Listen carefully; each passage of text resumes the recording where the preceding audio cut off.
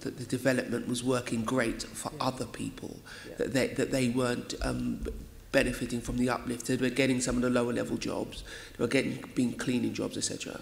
But so what strategies can you build in to make sure that local people who already have the skills have access to the jobs, which is slightly easier than local people who need the development? Because that's the bit that interests me most. You have these great big shiny developments, but can I as a local person get access to the management jobs in these places? Do I become a manager or am I still a cleaner? I mean, I think Robin can probably give the track record in Westfield delivering more than just basic retail jobs.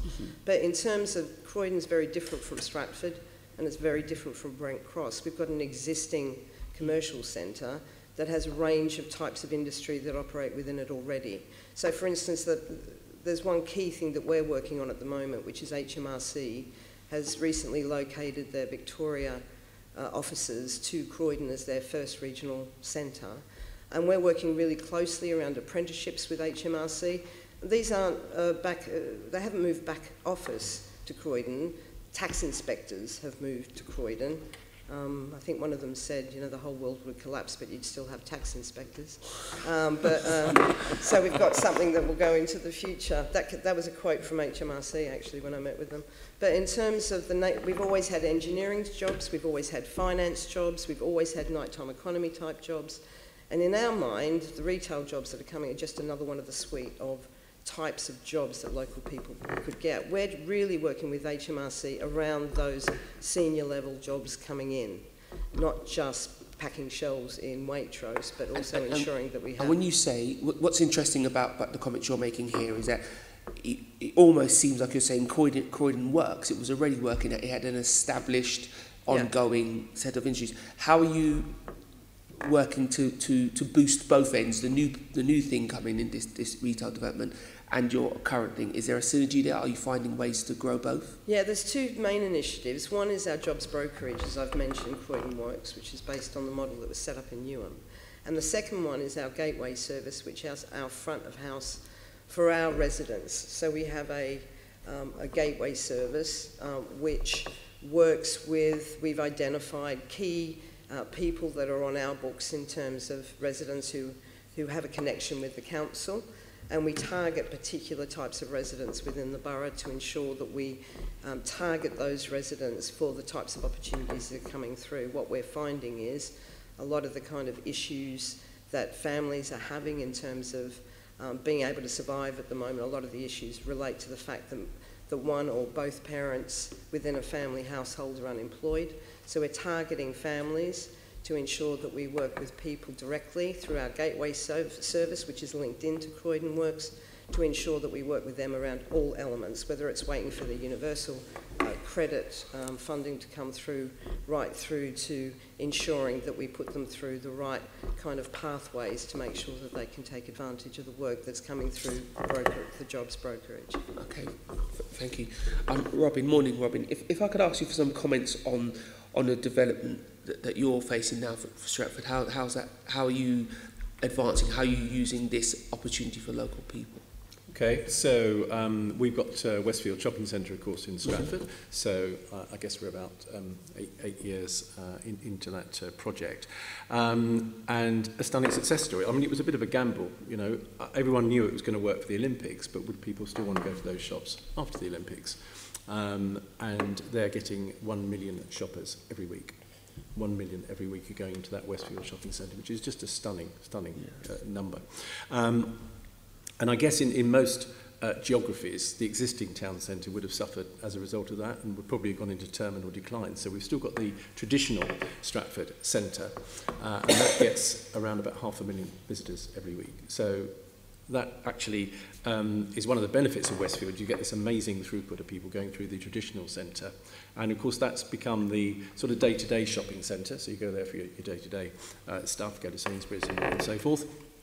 And the Westfield Centre has, if you talk to a lot of people in Newham, become the place where you only go if you're going to dress up. That's the place where you go to show yourself off. You're going to dress up. You're not going to go there in tatty jeans. And it's got the higher quality shops. So I guess the success is you've got the day-to-day shopping and you've got the sort of more upmarket shopping as well. But echoing what Joe said, we've got Workplace. Workplace is our job brokerage service. So in essence, we put a tax on development. So if someone's coming in with a planning application, they will pay a charge to the council. That runs our job brokerage service called Workplace.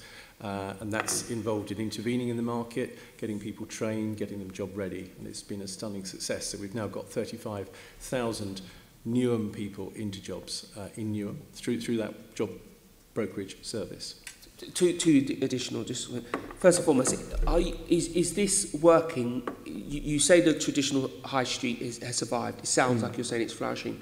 Mostly when a new spaceship of this shape lands, it wipes out the traditional high street.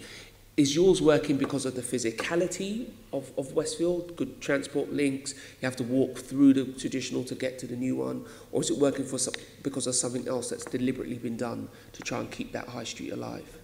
I think physicality without a doubt, because Stratford is incredibly well connected, as we all know. But it's also about investing in the centre. So with the GLA and Newham, we're just about to invest about 20 million in totally reforming the road around Stratford, which is going to be much more pedestrian friendly, good crossing routes. We're taking out all the street clutter, good signage, good lighting, just to make it a much more modern and friendly and pedestrian friendly environment, and also for cyclists. I mean, at the moment it's a kind of one-way racetrack, so yes, we're doing the traditional thing, making it two ways, which has happened elsewhere in the UK. So yeah, I mean, it's often the case, I think you see it throughout the UK, don't you, where investment has gone into the shiny new things, and the traditional shopping centre has gone into decline. And our cabinet this afternoon has got a paper called Urban Newham, and it's looking at all our shopping centres outside Stratford, and what can we do to invest in those and keep them going. So some of the money we hope will come from the GLA through the Good Growth Fund, to just make them a little bit different and invest in culture, invest in fashion, putting in green bus stops, just making them more modern and more attractive. And you know, where you've got derelict space or underused spaces, well, we'll go in with young people. You know, what are their ideas to do things in those spaces? Social enterprise.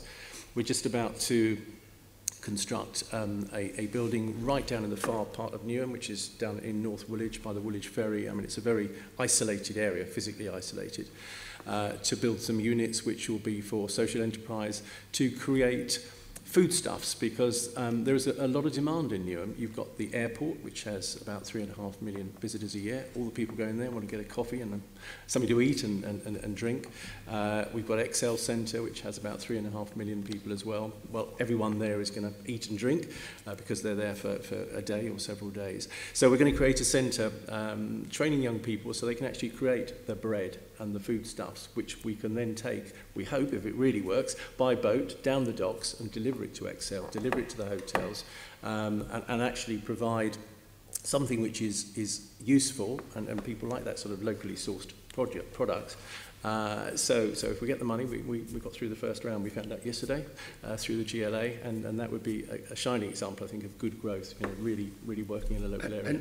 And just to ask sort of three sort of quick spot questions. You talked about training. This is to both of you. It may be slightly different for you, Joe, because you're not as advanced. Your project isn't as old. But what level of training do you take your residents to? Can they go? Are they doing MVQs? Are they doing apprenticeships? How far up? At what level of apprenticeship are they doing? How far? You know, how big can this training be for your job brokerage?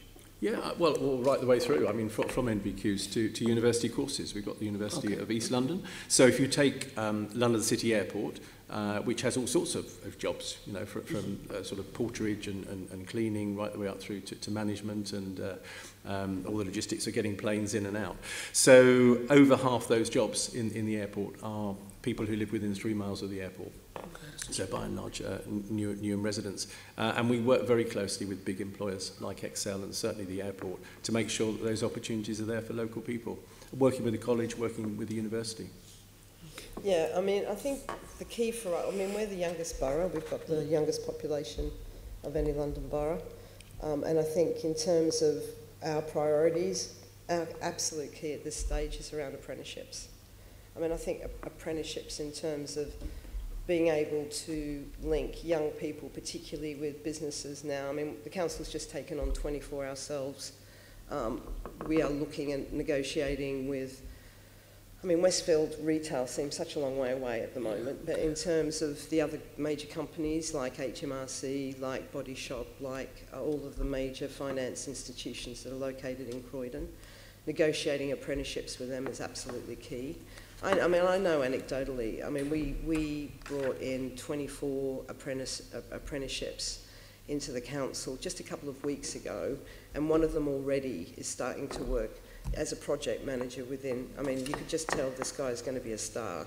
He's already moved across into Regeneration to start working alongside the kind of program team that's working on the Westfield, ironically. So in terms of, you know, the opportunities that we've got, as Robin said, I mean, we've got University of Sussex that operate outside of, through Croydon College. So we've got all of the different opportunities to come in at different levels. But I think the key at the moment, the key for Croydon particularly because of its youth population, is apprenticeships. And we're actually ploughing a lot of our own resource into making sure that we maximise that opportunity. Again, to both of you, what kind of, I want to say work, but I think it's more of an attitude. Do you both retain, your teams retain to flexibility to help these developments respond to the sort of wider economic situation? You know, you have this big development, they have a long-term plan, they want to make a lot of money, which is fine. But are you helping them see what the development of your population might need and where they might need to be flexible and where you might need to be flexible with still money and all the rest of that? Yeah, I mean, I mean, it's interesting because I worked with Westfield in Stratford 2 years before they opened. I was at Newham. I worked at Newham, and then I'm working with them now pre-planning consent right through. And I think you'll find with companies like Westfield, what I found from working with them both in Newham but also in Croydon, is they know what needs to happen. They spend a lot of time working with communities. I mean, they've been working, you know, in communities in Croydon. I moved to Croydon in 2014, and when I moved there, they just got their original consent in 2013, November 2013, and they were working with communities, already funding different community organisations, doing a lot of outreach, going out and talking to people about it. So, you know, Westfield's business model relies on them knowing the population and their employment source.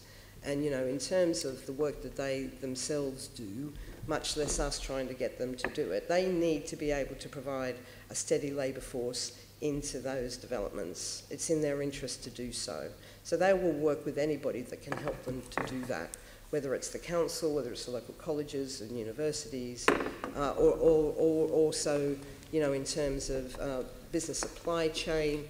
I mean, they know the market and they know exactly what they need to do and who they need to target to ensure that when they open their doors, you know, for us will be around 2021, 22. By the time they do that, they'll have 100%. I mean, sorry, I don't mean to cut across on the Newham piece, but before Westfield opened in Stratford, I mean, we were working with John Lewis Partnership a year through Workplace. We were working with them a year before they opened. So we managed to fill all of their vacancies through Workplace. Sorry, yeah. A year before, and I remember the ceremony where we handed over our residents who we'd worked with, trained up, got them ready for John Lewis, when we handed them over at Stratford Town Hall to John Lewis Partnership as the new labour force for the John Lewis shop department store in Stratford, and all council officials were asked to leave because they were our partners now. I mean, that was a year before the shop opened. Okay. So there's a huge lead-in time for these things. Yeah. Could I ask about the e-commerce opportunity or also threat in terms of how both Croydon and Newham are dealing with that? Because you're talking about very much bricks and mortar led regeneration, but clearly we all know that retail has changed more in the last 3 to 5 years than it's changed probably in the last 50. How are you dealing with the fact that people are, you know, often visiting and then famously looking at goods, but then going and buying online in terms of keeping your businesses and your regenerations going? I mean, I think from... Do you go? Okay. I mean, in some ways, some of the reason for the delay in Westfield and Croydon was exactly that, was that the whole nature of retail has changed in the last couple of years. And there's much more kind of focus around click and collect, where you do have your kind of showcasing and showroom, if you like, as your department store or your super mall. But most goods are actually shopped online. And it actually had a major impact on the consent that we've just granted to the previous consent. So if you look at, it's kind of interesting to see the consent that they got in 2013 was very much based on, the model was based on people driving or coming by public transport and coming to the Westfield, shopping there, taking their goods back. The changes in the scheme are really interesting. Department Store B, I think we're calling it. Department Store B has kind of changed their whole modelling in terms of how it physically interacts. There's much more opportunity for people to come, drive their car into Croydon, which is another issue, drive their car into Croydon, pick their goods up and leave through click and collect. So just in the, and the reason for the delay was what was going to happen with the retail market. Is there a market for these big super malls anymore when people are doing a lot of online shopping? And I think that's still kind of a major factor. But if you look at what Westfield has done to respond, you know, they have changed completely the nature of how they're, I think there's going to be major differences between the Stratford one particularly and the Croydon one to actually build in those changes to the way that people do their shopping. I think in terms of the impact of that on smaller high streets, you know, if you look at our smaller high streets or smaller high streets around London, the nature of those high streets are completely changing. There's a huge push everywhere you go now. It's food and drink is really pushing economies in those smaller town centres. And people like, well, in terms of our strategy around that, is leasing, if you like, at Peppercorn, our smaller units in those town centres to small arts organisations, cultural organisations. And you can see that happening all over London. It's not a Croydon phenomenon. Those, you know, there's no banks in town streets, high streets anymore. You normally have some kind of metro there in terms of small shopping. But generally, the whole nature of those are changing, where most, particularly in Victorian town centres, are being turned into places where people go and eat and drink. That's the kind of primary focus. Yeah. And I think there's work for us to be done on that to make sure we still get the mix of uses. But, you know, calls from residents for the post office to reopen or a bank to come back is just not going to happen. Yeah. I think we need to be pragmatic about what's happening with those town centres and make sure that we can intervene as much as we can to make sure we still try and strike some kind of balance. But that cultural A3 type thing seems to be where smaller town streets are heading. And can I just ask on that, do you think that chief executives like yourself and GLA members and politicians have made that clear to the public? Because we all know this, but I'm not sure the public has really understood the fundamental step change in retail. Well, I guess not. I guess we haven't had that open conversation that says your town, you know, your town centres are changing. But I think, you know, what's happening in a lot of boroughs, not just Croydon, is that local authorities are doing a lot more work with communities on the ground in those town centres to actually try and find solutions to those town centres that are specific to those local areas. For instance, we used $3 million of GLA money actually on Thornton Heath in Croydon. We had an opportunity to spend a bit of that money in a number of town centres. We decided to just pile it into Thornton Heath. And it was a really good move that we did that, because on the back of that, we were able to do a lot of work with local communities about how they wanted their town streets to look, what kind of work they would like to do on it, from making their own planters to doing. So it's a kind of a good, the changing high streets is also a very good mechanism for getting people involved in their local area. So have we done any big comms to say towns, you know, high streets are changing? No, but I think people know that. People know their neighbourhoods. But it does give an opportunity for people like local authorities or, you know, voluntary organisations in those areas to actually work with communities about, well, how do you want your high street to look? Because it's not going to look like what it used to look like. Thank you. I think just taking perhaps two examples outside London, but I'm sure you know them. One is Hastings and one is Margate. And I think it's interesting how you can redesign high streets. I mean, Hastings used to be a pretty vibrant seaside resort, went downhill and you know, it used to have party conferences, for instance, and they don't take place there. So the council moved in and basically started buying up shops. And what it would do, intervening in the market, was actually buy a shop, put it back, this is in the old town, so the quite pretty part of Hastings, put it back as it was, as a very attractive shop, and then move someone in there. And the money they made from that, they would then move to the next shop. So they actually incrementally went through the old town. And it's now got a very nice feel to it. It's very buzzy, it's very vibrant. You've got a great variety of shops there selling all sorts of things, but it tends to be down the sort of quirkier end of antiques and bric-a-brac and things. Is that Hastings in buying Hastings, up? in Hastings, yes. But it's a council buying up the shops. The council intervened, yes, that's right, Yeah, and then moved them on. So they weren't after buying massive land banks, just buy a shop, do it up, and then move down. And then in Margate you've got the Turner Contemporary Gallery, which opened, quite a bold move. A lot of public money went into that. And Margate suffers because it's right down the extremity of Britain. You fall off in the sea, and next port of call is France. So you haven't got 360-degree hinterland. You've only got really about 90 degrees. So how do you have to work extra hard to keep people in that and attract people to that sort of area. So that's coalesced around the Turner Gallery. And again, you've now seen people moving into those areas. A bit of help from the council and Kent County Council, putting money into making those shops look attractive. And as soon as you make something look attractive, then people think there's a business proposition because they're coming to the Turner to see a show or to see a gallery exhibition. They think, well, there's a business opportunity because people are coming. They're captive. I could sell some coffee. I could sell some antiques. I could sell some clothes, all that sort of thing. So some quite interesting examples there, I think. And it's how you kind of make, I guess, high streets a little bit different. And I think the one thing we have got, particularly in Newham and London, it's a very diverse area, Newham, and of course London is. And the sort of things you probably won't buy online are ethnic foodstuffs, ethnic fashions. We've got a big high street which specialises in Asian clothes, with these fantastic clothes, particularly if you're going to a wedding or something like that. So those are the sort of things you probably wouldn't buy online. And I think we need to capitalise on the population that we've got and that diversity, because a lot of those purchases will not be made online. I don't think would ever be made online because people like that personal touch. They like something that's a little bit different. My last question is as much a plea as anything else. But much of the work we have done has demonstrated there's a real loss of workplace, workshop space.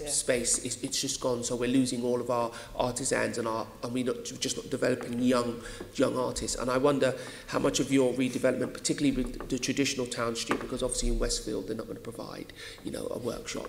I wonder how much that is a factor of the things you're trying to do, because many of London's most popular areas originally was because they were workshop space for artists and people who made instruments, etc. I wonder if that's in your plans anywhere. I mean, the thing about workspaces is it's not a profitable proposition for developers. They get much more return from residential than they do workspace. I think there's been a huge calamity around permitted development. I mean, we've got this fantastic 60s centre, which would be ideal for the old 60s stock that we have, commercial stock, for workspace, for making space. And we've done some of that to our own buildings. One of our old office blocks we've turned into a tech hub ourselves, with, again, support from the GLA to do that. They provide fantastic opportunities, 60s buildings, for that type of workspace. But firstly, permitted development. So a lot of the kind of good 60s stock we have was bought up by housing developers who effectively, initially, before we put our Article 4 in place in centre of Croydon, basically transferred all that commercial office stock to residential, poor quality in a lot of cases. And the second thing for us is that we have our own development company, and we can make workspace stack up financially in terms of viability. But to do that, you need to actually build the workspace, and to make it a viable proposition, you do need to do quite a lot of residential with it to be able to underpin the finances you need to make the workspace viable. So standalone workspace deals don't work. They have to be part of a much bigger mixed use.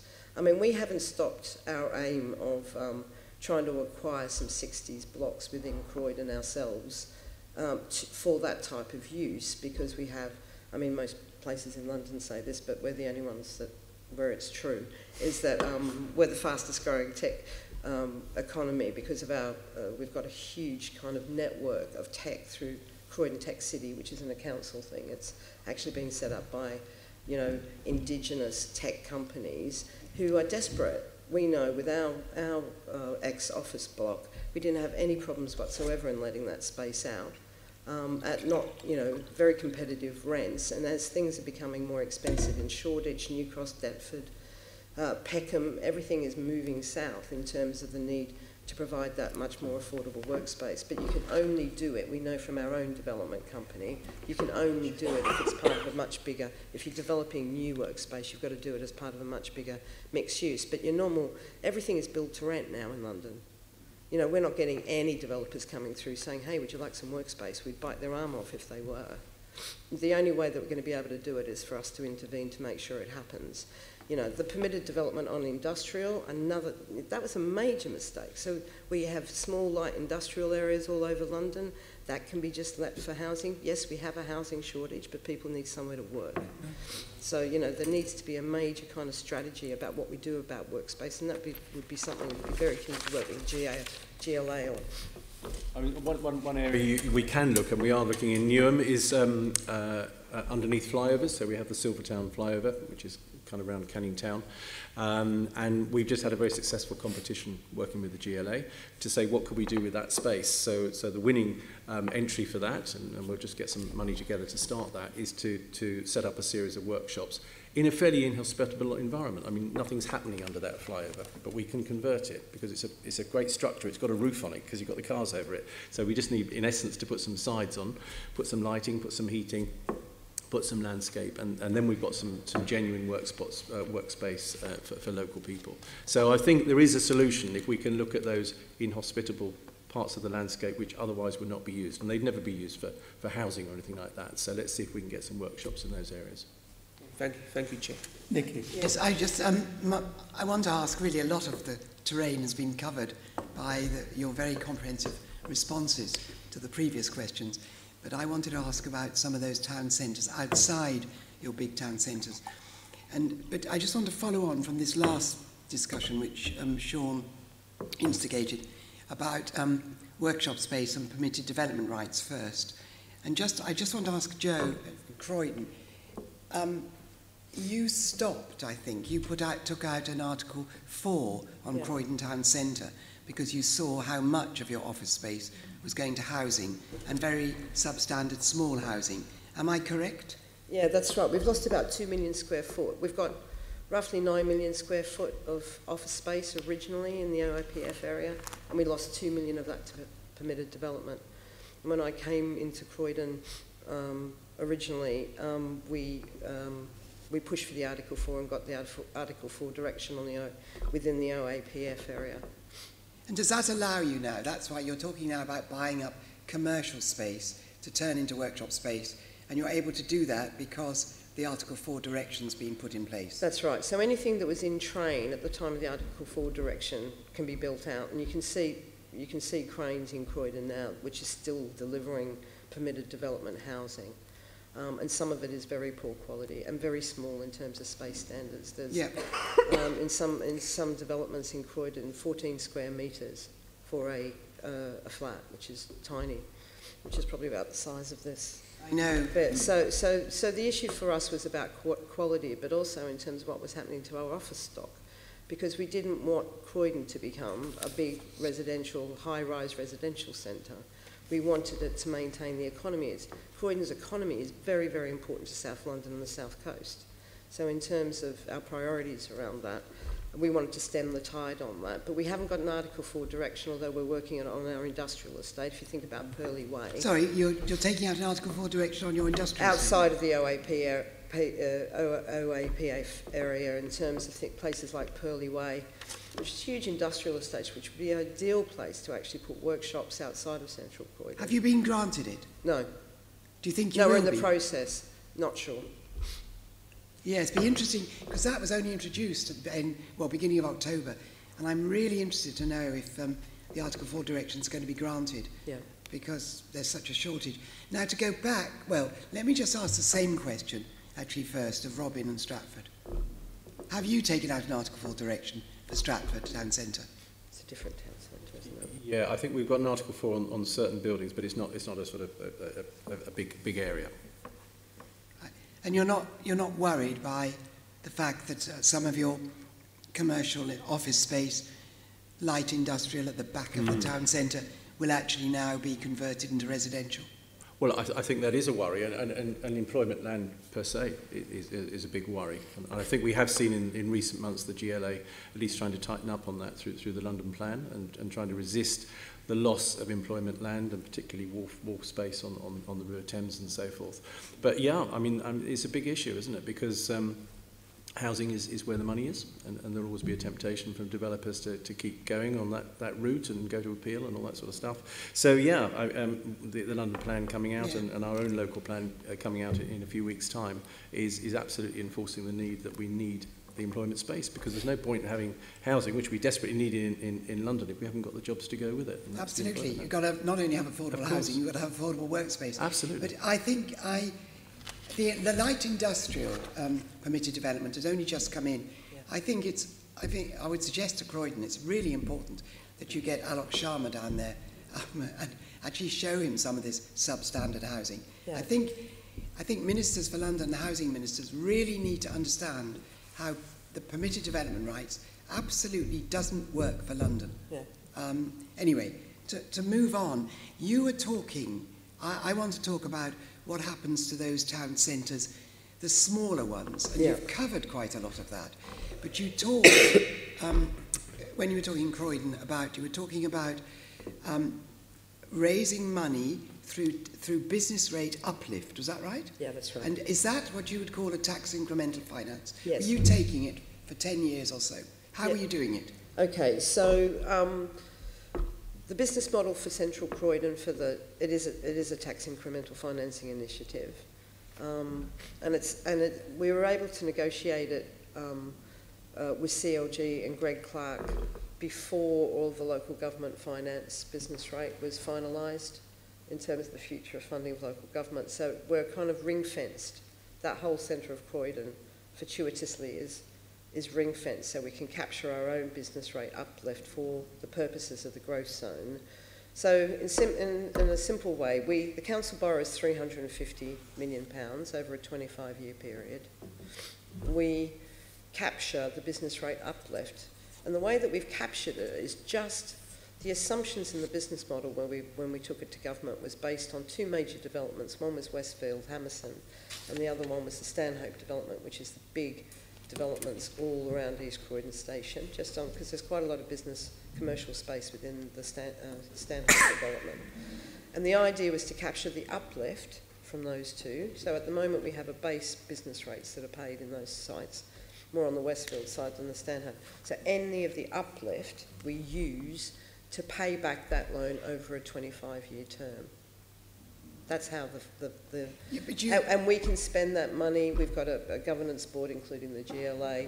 We've roughly got 39 projects on in that growth zone program, if you like, ranging from extra school places, culture, digital infrastructure. In these other town centres? And what we're doing is maximising the funding that we're having through that growth zone in Central Croydon for the benefits of other types, town centre initiatives. Give me examples of where you're putting some of this fund into helping a smaller town centre.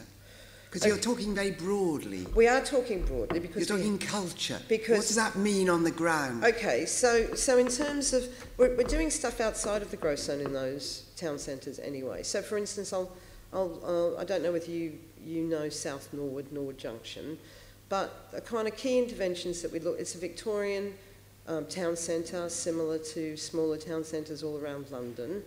There's a couple of planks of work that we've done there to help, if you like, revitalise more than regenerate those areas, that area in particular. One is we did a major stock transfer of an old building of ours, which is Stanley Hall's, which we've done a community asset transfer of that building across to voluntary organisation community groups in the South Norwood area who have claimed that building and are running a cultural program. That's very good, very good. Cultural program around it.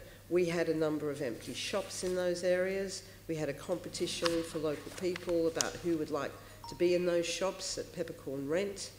And we ran a big competition locally, and small art galleries gone in one, another Cafe's gone in another. So we've used our stock where we could. We haven't done any aggressive like acquire any units, but we've used our own units. The third thing that we've done as part of our LIP allocation is we've, in the same way that we concentrated all of our GLA money to Thornton Heath, we concentrated all our LIP money on South Norwood to improve the pavements, the lighting, the street furniture, all of the issues and the detritus in that area. It needed a lot of love, that town centre. And we've improved all the kind of environmental quality around that area. So what we've tried to do without the growth zone, keeping the growth zone aside, because we pressed the button on the growth zone funding, well now we've got approval or consent, pending stage 2 from GLA on and JR period on the Westfield scheme. We'll be pressing the button on the growth zone when they have passed the, if you like, the reasonable prospects test, which is the test that we know that they definitely will start on site. That's when we will press the button on the 350 million loan. I think it's very interesting. But aside from all of that, we're doing that without the growth zone. So, you know, using our LIP, using our own resources, using our own shops, looking at our own assets in that area to see how we can use the physical elements of that town centre as a way of galvanising community support and involvement and engagement and ownership over that town centre to bring it forward as they want to. Yes, that's very good. Sorry, if I can just intervene whilst we are on this. Are you using any of the SIL money at all for regen? Yeah, in the SIL money, definitely. I mean, part of the regeneration... And how is that identified from projects that you have around town centre or just part of the strategic or corporate policy that regeneration funds will come from SIL, and therefore when you look at projects, some of the SIL money goes towards regen? Yeah, you've got to look at all the projects. I mean, we're using our SIL, we're using Section 106, we're using our LIP, we're using also, if you have a look at, you know, what are the things that really regenerate neighbourhoods, our investment in schools, our investment in parks, our library strategy, creating new hubs within those town centres. There's a huge armoury that local authorities have to really prioritise regeneration funding in those town centres. But I think the key principle that we're looking at within Croydon is how do you get local communities to take control over their own neighbourhoods, and whether that's their local park, whether that's local town centre, whether it's local shops. So there's a kind of corresponding engagement strategy that needs to go alongside that investment. Can I just say, one of the things I noticed, I mean, I was a North London councillor for years in Haringey, and I did notice, and I've tracked, this is Brent Cross, I tracked, you know, first stage of Brent Cross, second stage of Brent Cross, now we're here where we are. And what I have noticed is that a lot of the investment, really it's almost a lifeblood, has been, I put it very bluntly, has been sucked out of many of the high streets surrounding that area, in a very broad area, not just, of course, in Brent itself, but beyond that, and had a very big knock-on effect to Wood Green, which is a big, major centre. Yeah. So I'm very interested now in what you're saying. Can you rattle off the town centres in the wider area of Croydon Town Centre, which you have either benefited or you are trying to benefit? I mean, if my councillors... Could you name them? My councillors are watching all of them. All of them. But you're good. No, but I mean, the ones that... That's not a good enough answer. I can rattle them off. Purley, Coulsdon, New Addington, which are kind of key ones, South Norwood, Thornton Heath, Selhurst. So, you know, we are... I mean, when I came in as the director, you know, executive director of regeneration in Croydon, and with the new administration in 2014, we had a clear strategy which was about having a separate regeneration team that dealt with the centre of Croydon to the team that worked in the town centres outside the centre of Croydon. Because the problem about mega developments is they drag all council resources into it. And unless you've got that delineation between a regen team who are there to work, and it's a different type of regeneration work, it's much more reliant on engagement with local residents than that central Croydon piece, that our resources were going to get sucked in, and that's what has historically happened with the councillors, that they're regeneration teams were all sucked into the very sexy stuff in the centre of Croydon, but actually the bread and butter stuff that really mean a lot to our residents wasn't getting the attention they needed. So the new administration was absolutely clear that they wanted a separate regeneration strategy for those town centres.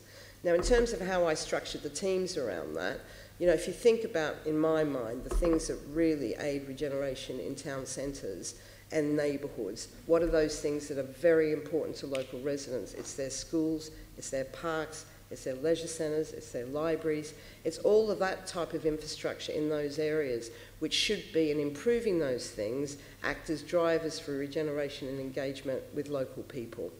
And I totally agree. That's a key piece of the regeneration strategy. Fine, I agree with that, but I also think if good growth is to mean anything, it has to mean that we have sustainable neighbourhoods. And people have to be able to walk to a local high street, take a bus, walk to a local high street and be able to get what they need there, you know, on a day-to-day basis.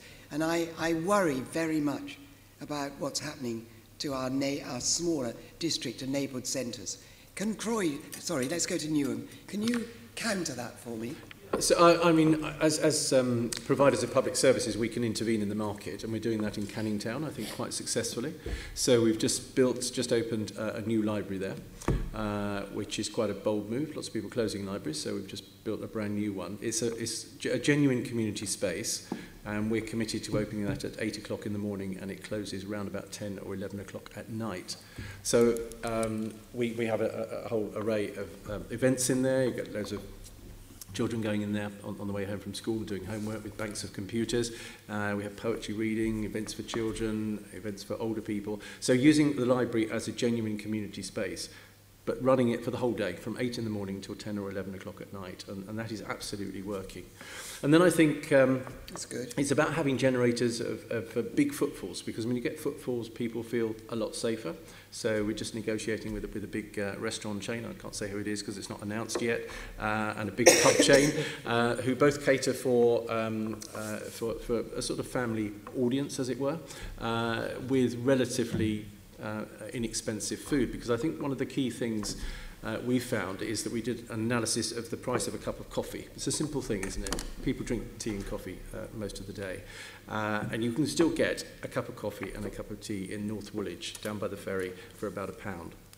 As you start drifting up to some of the regeneration areas, Stratford, you know, you're spending £3, £3.50 for a cup of coffee. Now, to a lot of people, that's an awful lot of money. You know, if you're going with a family, that's perhaps 10 quid just on drinks, you know, and you can get it for £3 down in North Woolwich. So it is making that affordability, I think, absolutely key for Londoners, and particularly those who may not have a big disposable income. So it's getting those big generators, getting good restaurants, getting good pubs, having that community focus as well, and making our high streets safe, because if they don't feel safe, particularly this time of year when the nights are drawing in, you know, a lot of people won't go out after 3 o'clock because they just don't feel safe because it's getting dark. So we need investment in good, you know, security measures, good lighting, safe surfaces, and so forth, to make them real welcoming places. Can I ask you, when you were talking about, this is way back now, about half an hour ago, you were talking about raising a tax from development in Stratford. Did I hear that right? Yes. I was faint to know what you meant, and you said you were spending that in other centres. Can you give some concrete examples of what you're spending it on, and how are you bringing those other centres up? Yes, it's not a formalised in a tax sense. It's basically using the planning system, so either through Section 106 or through CIL, Community Infrastructure Levy. Yes, okay. Taking a proportion of that income that we get from developers to invest in various activities. And of course, down in the docks, the enterprise zone, which is the only one in London, it's capturing all those business rates over the next 25 years, which we think will be getting on for £1 billion. So collecting that business rates, which we collect in Newham, we give to the GLA, and they can then take out loans to invest in the existing centres there and create jobs and vibrancy. And which of the centres you're planning to, your other centres in Newham that you're really, not talking about now Stratford, main Stratford, but other centres? Yes, okay. So our Cabinet this afternoon will be considering places like West Ham and East Ham and Plastow and places like that, traditional high streets, which are actually still quite vibrant, but it's how do you keep them as centres of interest for local people to use. So that's the approach that we're going to put forward to members, using some of the good growth money to intervene in the market. Simple thing that Waltham Forest have done very successfully is take parades of shops and just make them look good. You know, put back good shop fronts, paint them up, make them look interesting. Are you buying them up as well? We will if we need to. Are you doing the Hastings model? We will if we need to, but we've got a very good approach on enforcement. So we do use the planning system and use our enforcement powers to go in and intervene where things don't look good. And if people that doesn't stop the... You see, what happens in most high streets is that the shops that are really necessary disappear. Yes, they do. How are you stopping that? Yes. I think, Joe's approach is a good one. Maybe using your own stock, because we do own a number of shops, of course, across Newham and in the high streets, and saying to people, okay, you've lost whatever it is, what would you like to go back into those shops? So that's one of the things we will be looking to emulate what Joe's doing in Croydon. And providing opportunities, often just at peppercorn rents, so that people can establish their business. And if it works, that's fine. I think that's good. I have to say that the best high streets I know are those that are almost in single ownership. And there's a real commitment to make sure that there is a baker, that there is a butcher, that there maybe is a fish shop, etc. I mean, some of the basics that you actually need, which are disappearing from our high streets. I mean, you're constantly dealing with the market all the time, though. Even in terms, any improvement you make to any area will have an impact on land value. The minute you improve a high street to make it a more attractive place, the rents go up. Yeah, the rents go up. That's why you've got to have ownership. That's right. Got to have ownership. Yeah, I or totally find agree someone with you. who is almost very committed to the area owner, if it's not the council. Yeah. Anyway, I'm going to leave it there. Thank you. Right, thank you. Tony. Can I just say, I saw that Joe's got a development conference today. You normally do a very good overview presentation at the beginning of that conference. I've been before. Could you send us that? Because that gives lots of examples normally of detail and illustrating the points that Nikki's asked already. Definitely. Thank you. Can I say that the GLA, not because I'm sitting in the chamber, but the GLA have been really, really helpful in this respect. I mean, we've used a lot of GLA money. Our Connected Croydon piece, which was all, a whole scheme around public realm, shop fronts, all of that kind of stuff.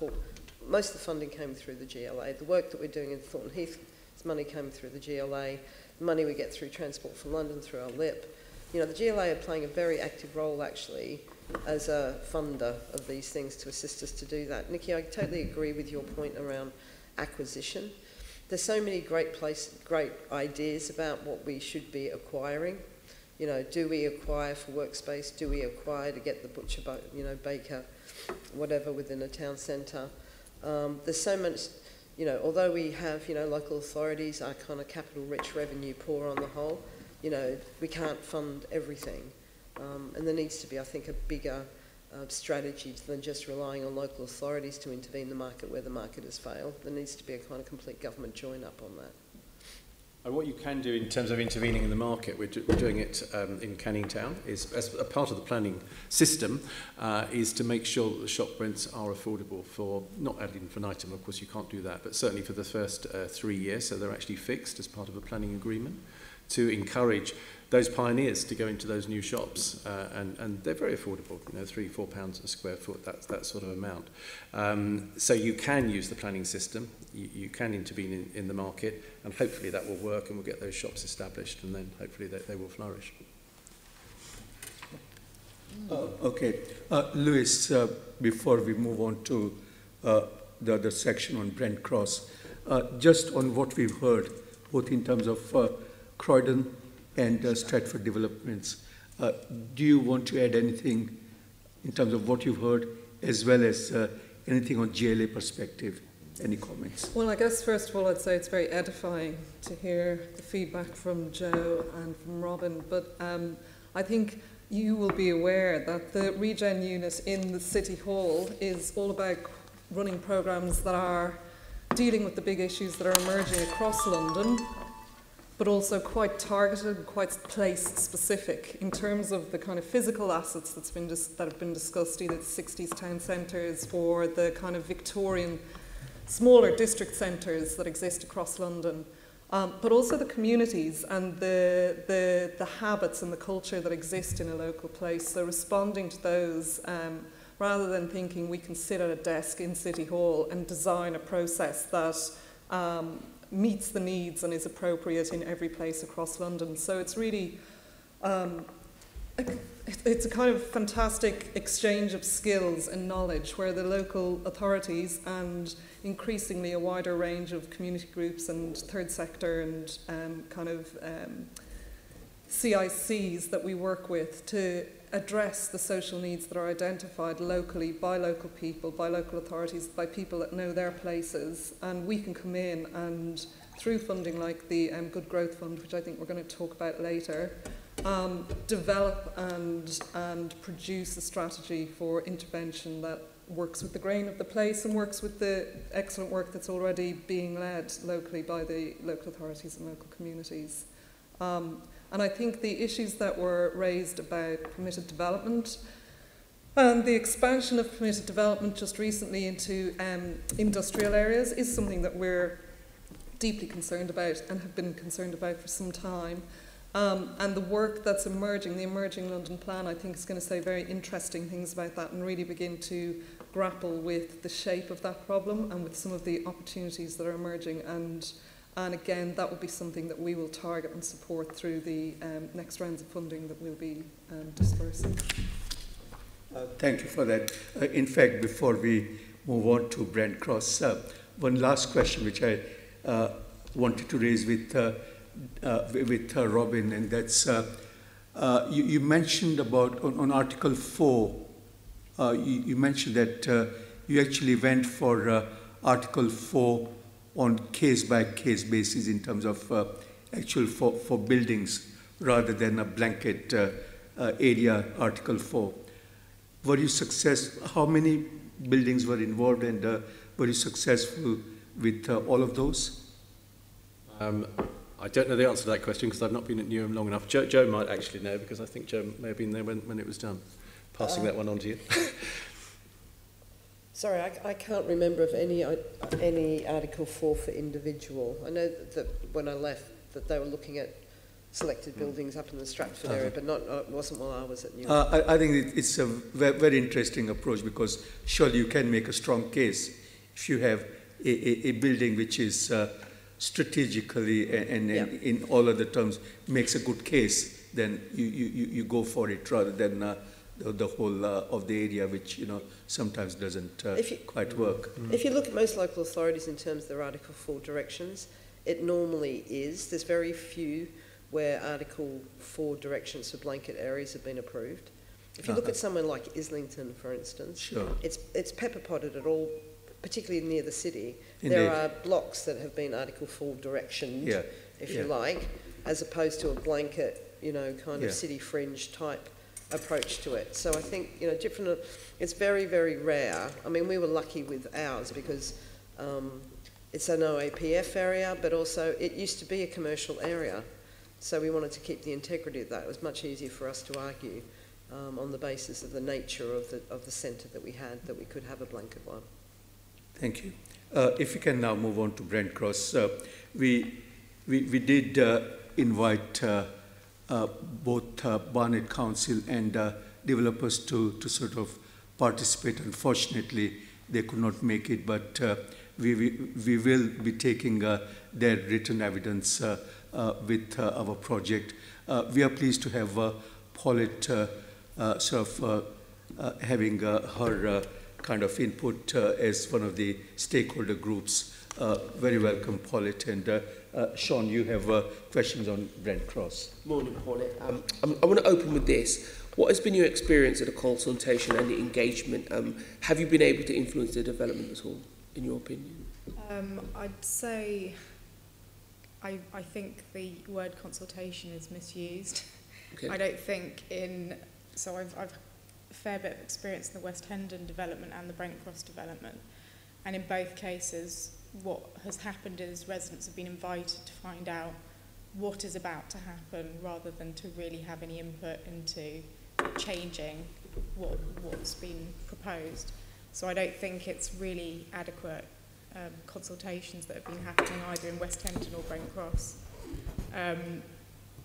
In terms of impact we've been able to have, we were surprised that we were able, so my personal work is specifically around the Clitterhouse farm buildings, which are this historic site bang smack in the middle of the Brent Cross development. And it's interesting to picking up on some of the threads from earlier. You're talking about workspaces, you're talking about creative spaces, you're talking about access for employment. We've been trying to turn this historic building into a site that would offer all of those things, but all of our energy that would be put into that creative process has gone into saving the buildings because they were actually earmarked for demolition. And I think this is actually just a symptom of what's happening across regen sites, that residents and people that would be engaged in creative processes and really trying to help develop community spaces are spending most of their time firefighting loss of green spaces, loss of buildings, loss of adequate housing. It's a real waste of people's energy.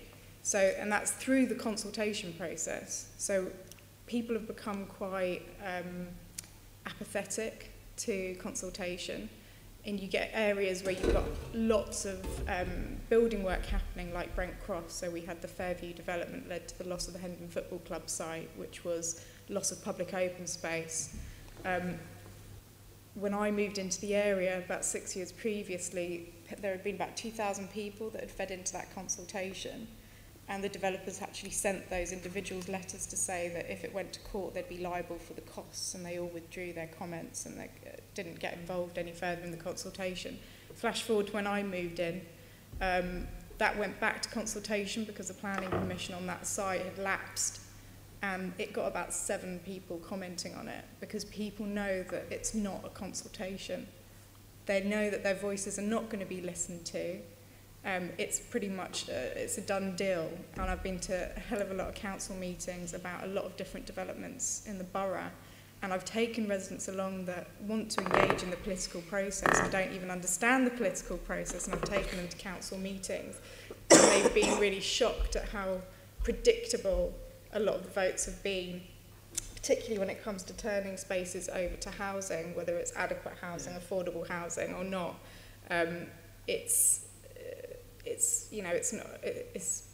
It's not really consultation, as far as I'm concerned. So I suppose my next question may be a bit of a waste of time, but I'd like to help you here. So what have you found your dialogue with the developers like? How's, historically and more recently, has it been good and gotten worse, or bad and gotten better? How's that been? Or is there any dialogue at all? It's difficult to say. So I think my first impact, my first interaction with developers was Barrett's in West Hendon, and that was not consultation, and it was horrific, and their treatment of residents and the community and the business owners, it was just really inadequate. And I think as a result of the issues raised through the West Hendon development, Barnet very wisely chose not to go with Barrett's again and chose to choose Argent in the latest round of bidding for the south side of the Brent Cross development. And it's difficult to say because Argent have just come on board, so I don't really want to comment too much on that. I will say that they seem to be working within a planning permission that's already been granted. So it's difficult for residents to get a sense of what they have control over amending. How does the community engage in a planning process when they don't really understand what is already a given and what they have and what they could possibly have an impact on? And it feels like in the bureaucratic process of developers working with councils, what's lost is any kind of meaningful engagement that enables communities to interact with regeneration, to really interact with the process. And I'm not talking about what happens when a regen's happening. Oh, we've got this SIL money, we've got this 106, what creative thing do you want to do? A lot of the negative impact happens in the process of that planning permission being put in place. So the developers buy up the land, they split it into inadequate size homes, they destroy communities. It's very difficult, trees take a long time to grow. If you cull a community in an area through a regeneration, you're not going to have a community there to then engage in a creative process to help aid that regeneration at a later date. So I'm struggling to see how communities can prevent the negative impact of regeneration when we're being asked to engage when regeneration's already underway. Can I answer a question that might be difficult? I've done lots of community engagement, and much of it has been people really informing you what's going on. But if you're from the other side of that table, there's sometimes communities ask for things that are unreasonable, or because they don't understand, don't get involved in the correct way too late. If you're a developer and you have a set of options and they're decided on, and the community comes along afterwards and wants to change them, it's too late for you and them, as it were.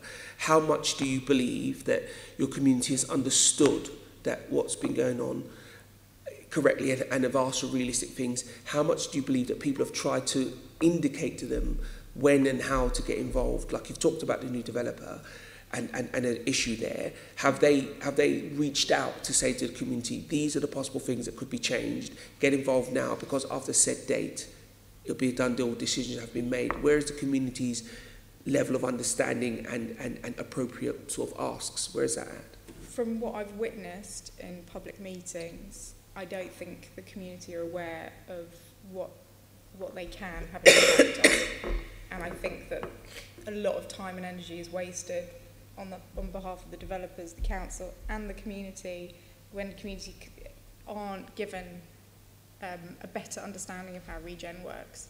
It's not a simple thing. You know, if you look at the planning documents for Brent Cross, the legalese is unbelievable.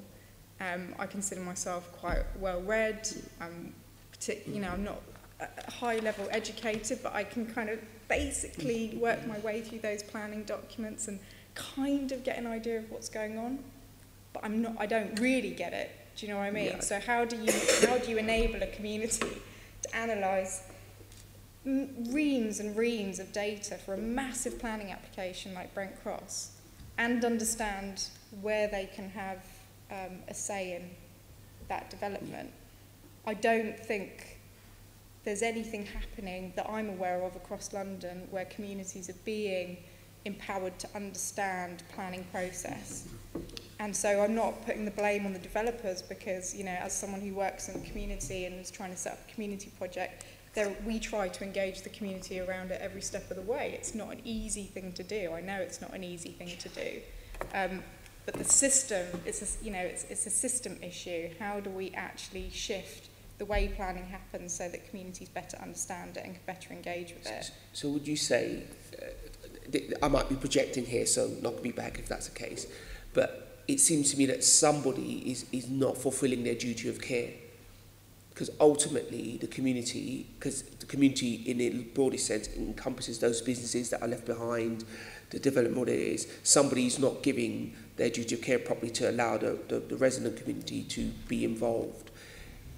In your particular case, how and who could improve that?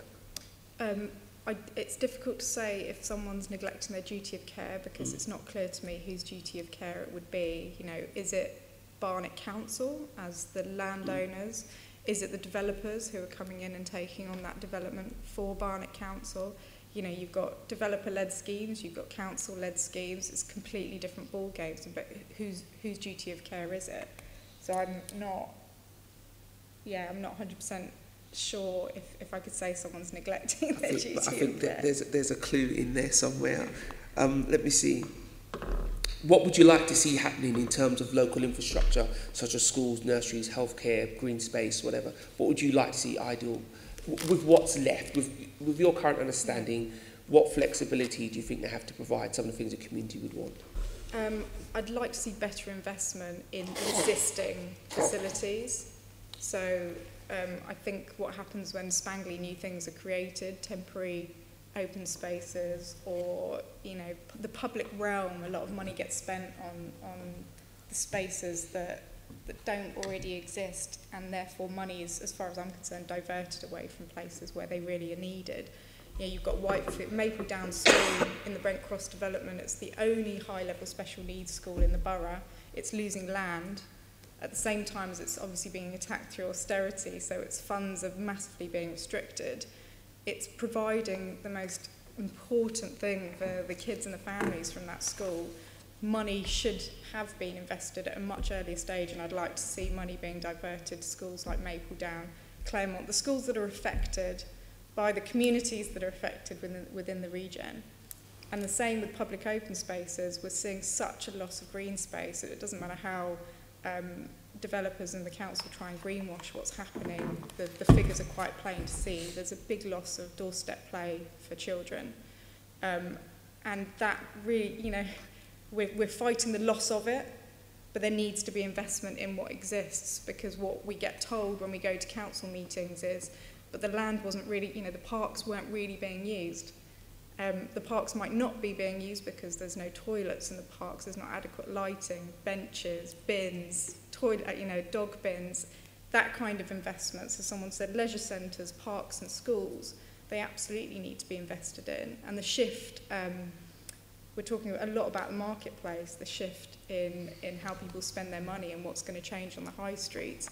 There's great examples like in West Hampstead where there isn't a loss of a post office. The post office was taken in by a church, and it's now a church, a playgroup, a post office, a cafe. It's vibrant, it's thriving, and it meant that that high street didn't need to lose that. And I think more creative thinking around incorporating multi-use into existing spaces, but actually being willing to take some risk, whether the developers are taking that risk or the council are taking that risk. Business come in and they take risk in those spaces. They buy up land and they profit from the risk that they've taken. And I'd like to see more risk taken and more finances put into the voluntary and community groups and the facilities in those areas at a much earlier stage. That's interesting. Tony? Can I just say I'm concerned by what you've said. I mean, ultimately, I'd urge you to go to your ward councillor. If you don't get from your ward councillor, go to the chief executive and go to the council leader, ultimately, because they are your democratic representatives and they will broker a meeting in case with Argent, and Argent have got a good reputation broadly. But you've got to go back to your ward councillor, start with those guys, and then work your way up the council structure. But I'm concerned that you feel... concerned about? Sorry. I'm concerned that you don't feel that you've been communicated with. You don't seem to understand all the issues, and it's our fault as democratic elected if we haven't explained, you know, because I will sit down in my area, I will sit down and explain what will happen. You mentioned trees being taken out, how we put the trees back. We would sit down in private meetings and spell it out to you in words of one syllable. So I'm concerned that hasn't happened in your part of London, because it certainly would in mine. Okay. I think people have really engaged with the local councillors. People have petitioned the MPs and the local councillors through the Brent Cross development. I actually feel like an inadequate representative today, because I've lived in the area for 6 years, and there's people that have been trying to be part of a proper consultation process in the Brent Cross development for about 25 years. So I'm not really in a position to say how failed people have been or otherwise. I can only speak from my experience in the last 6 years. And a lot of that experience is very influenced by how apathetic the local community have become to how democratic or undemocratic the process is, and how little impact local councillors can have in supporting people to fight for the green spaces. You know, when every change that happens in a regen changes property values and land values, well, the entirety of the Brent Cross development is very heavy towards, obviously, the retail, but mainly the housing. So there's lots of new housing that's been built that's probably not particularly adequate, but it's less those new builds that are problematic, although the loss of green space is incredibly problematic. It's more the impact that happens around that. So people buying up properties and dividing them into bedsits, and the lack of enforcement in boroughs to stop that from happening, and the impact that that actually has on the ground level for communities. So it's much more nuanced, you know, and Argent have met with us. We invited them to come and meet with us as a community group before they got the contract, and we've been talking to them on and off throughout the process. They seem to be pretty open to working with us as a community group or as an organisation in the area. What's challenging is that what's important to the community and the impact that we can have at a community level is perhaps not as important to people that are obviously trying to make a good return on their investment. And I'm talking about the council, I'm talking about Hammerson's, I'm talking about Argent. So it's, if you've got a small voice in the community and you're trying to do what's right for the community, how do you get those conversations and draw down the funding that's needed to have that positive impact in the grand scheme of something like the Brent Cross development? So it's, area committee grants is the only thing I'm aware of in Barnet. You can get up to £10,000 to have a positive community impact in your local area. But when you're talking about millions of pounds being spent on massive regenerations, it doesn't really, that is not an equal playing field when you're trying to rebuild a community at the same time as support a marketplace, if that makes sense. Just thinking, I'm just wondering, anyone on the panel can answer this, is there such a thing as a community impact assessment? Because we have environmental impact assessments, we have all sorts of impact assessments. Do we have a community impact assessment when we do any development scheme? Not technically. Not technically. Because I think maybe we should be starting to think about one, because there's so much development and regeneration going on in London, and if we want good growth, maybe we should have such a thing as a community impact assessment.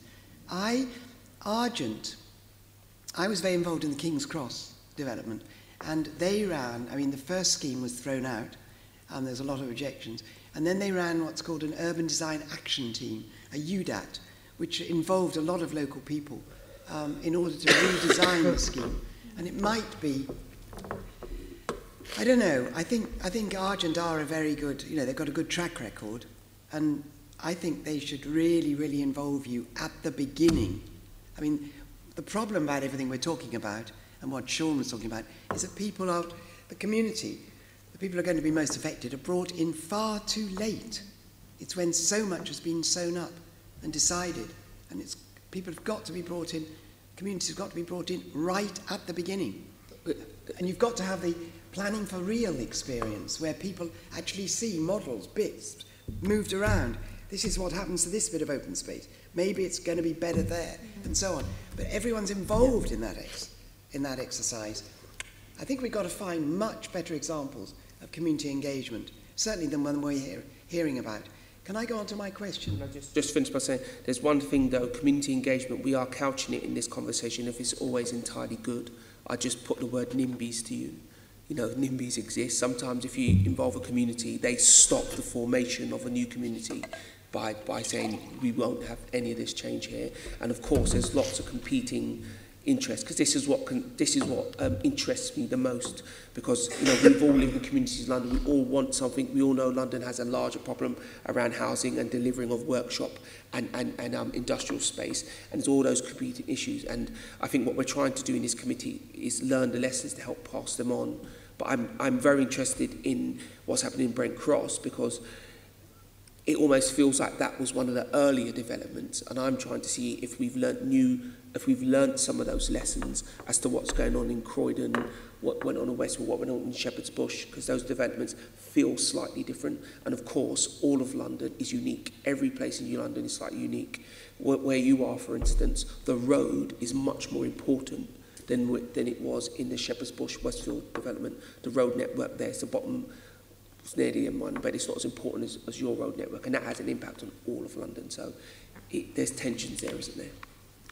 And that's why the money's going into the road network. Nikki, before I bring you in, Joe has indicated. I think Paulette raised a really good point about honest conversation about what's negotiable.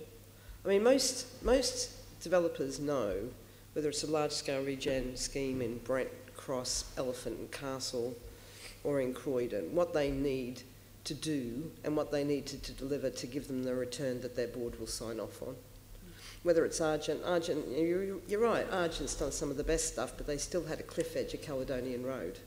There were still kind of issues about how you meshed in King's Cross with a kind of wider area in and around King's Cross. So there is an issue, as Paulette said, which is about saying, I think people are grown-ups to actually say to people, listen, we've got to get this many housing units on this to make this stack up for us, but let's talk about where we can put them, what else we can do with them.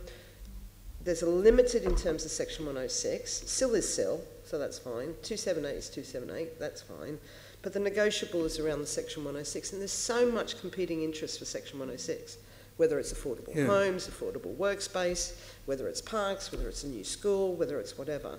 So everything hinges on that Section 106 in terms of getting the balance of uses. And the third thing is I don't think it's a kind of London-wide issue.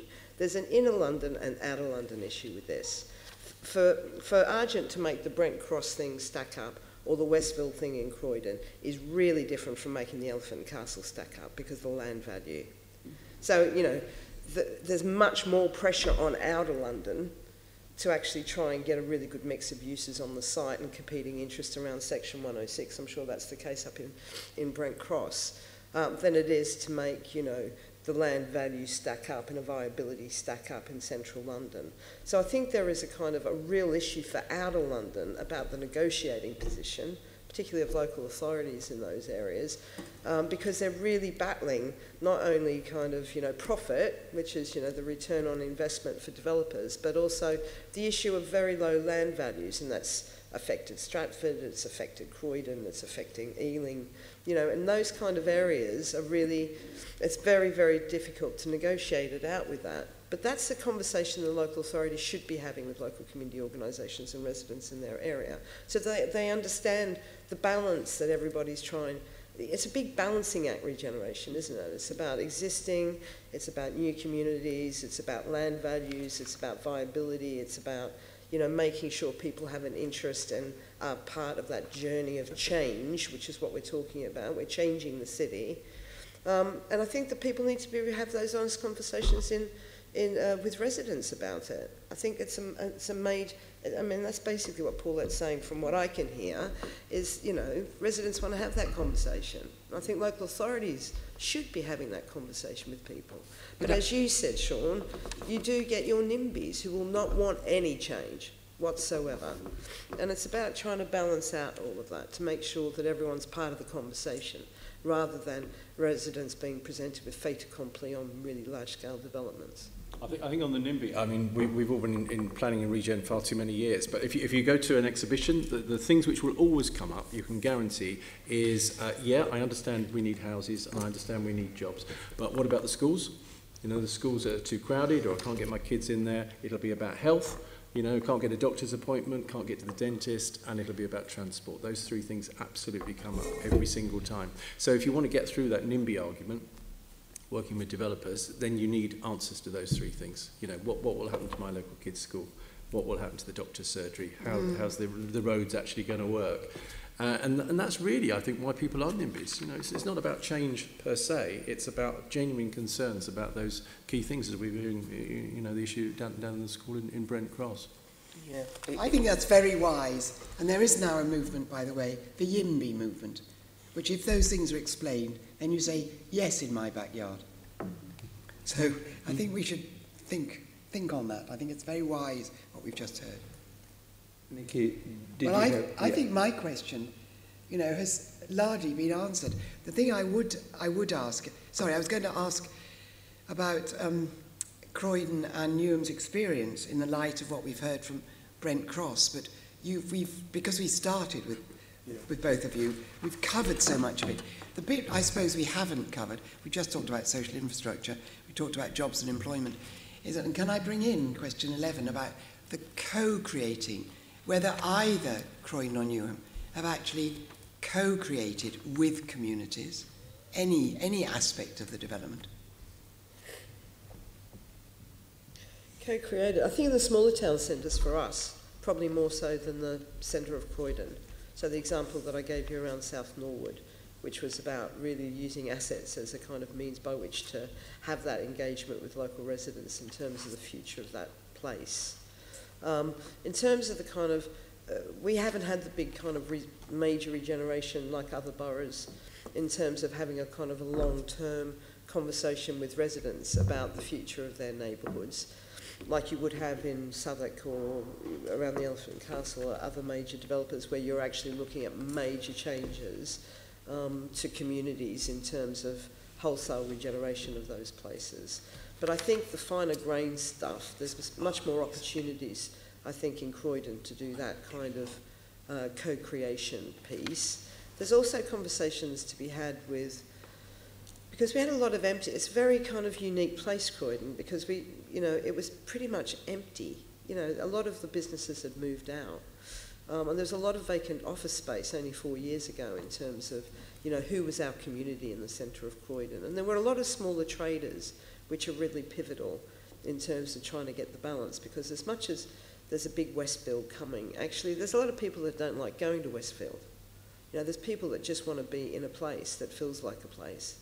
And I think you can see that in Stratford, is that the footfall in Stratford Centre didn't actually go down as a result of Westfield. In fact, it increased because the footfall needed to come from the bus station on the other side of Stratford Centre. So you had this kind of huge draw to Westfield, but actually people walked past the rest of the town before they got to Westfield.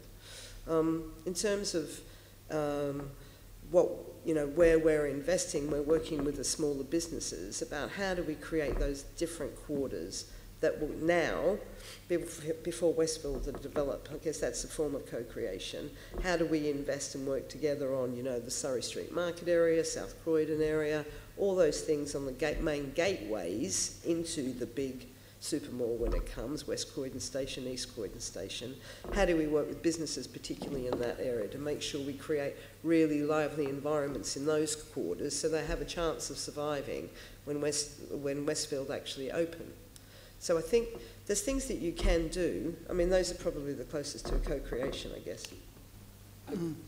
I suppose for me, the co-creation bit is the council and giving the community a larger voice. I almost go back to comments made by my colleague Tony about using your elected representatives to give you a larger voice, because it seems to me that the council would have a more vested interest in a broader range of things happening.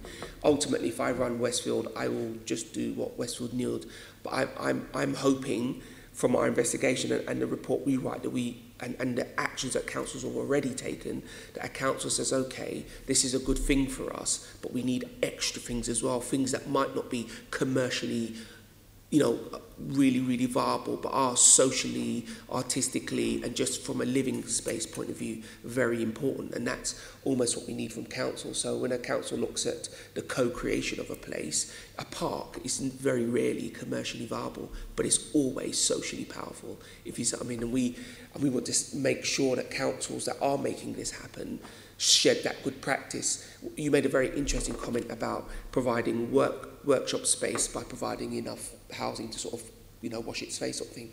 But the way in which you go about that and that practice is very powerful, because other people can just pick up the boilerplate, as it were, and copy it. And that's what, for me, co-creation means. A body, in this case a council, and a community who are far more cognizant than maybe an incoming business around what the community needs to flourish outside of just making money. Yeah. I mean, we are charged as local authorities to be the honest broker in these conversations. And it's really interesting, the whole dilemma, I think, for local authorities in terms of the kind of tipping into commerciality and in terms of intervening in the market, and how honest we're becoming because of the need to generate revenues to actually underpin the general fund. And I think, you know, I think we have an absolute responsibility within this whole discussion around regeneration to be able to, and we have a responsibility, I think, to ensure that, you know, we create great places for our residents, particularly for the existing residents and organisations who are based there now. And that's as important. Our success will be judged, and you can see all over London, in terms of some of the larger scale regeneration, our success will be judged on how much we were able to actually take existing communities in our areas on that journey of change. That's what I think. Can I ask how you resource that? Because I used to be, you know, I went into politics after about 15 years of being a very strong community activist and being on the other side. Yeah. I feel very strongly for the kind of things that Paulette's saying, because I've seen that happen. Yeah. I think a lot of communities are really trampled over. It's roughshod. But good councils can really help. But in those days, there was enough money for community development officers. Yeah. There was enough money for resources. And I'm just wondering, because you've got your teams, Joe, outside the Croydon town centre, I mean, are those teams able... I mean, you talked about handing a community asset transfer. So you actually gave a resource, you gave a building, presumably, to some voluntary groups. So that's the first step. But what about actual people on the ground to just help, or money for vans, or something to help the community be able to have its voice heard, to participate, so you don't just get the usual suspects and the NIMBYs, but you actually get more people represented from the community and involved?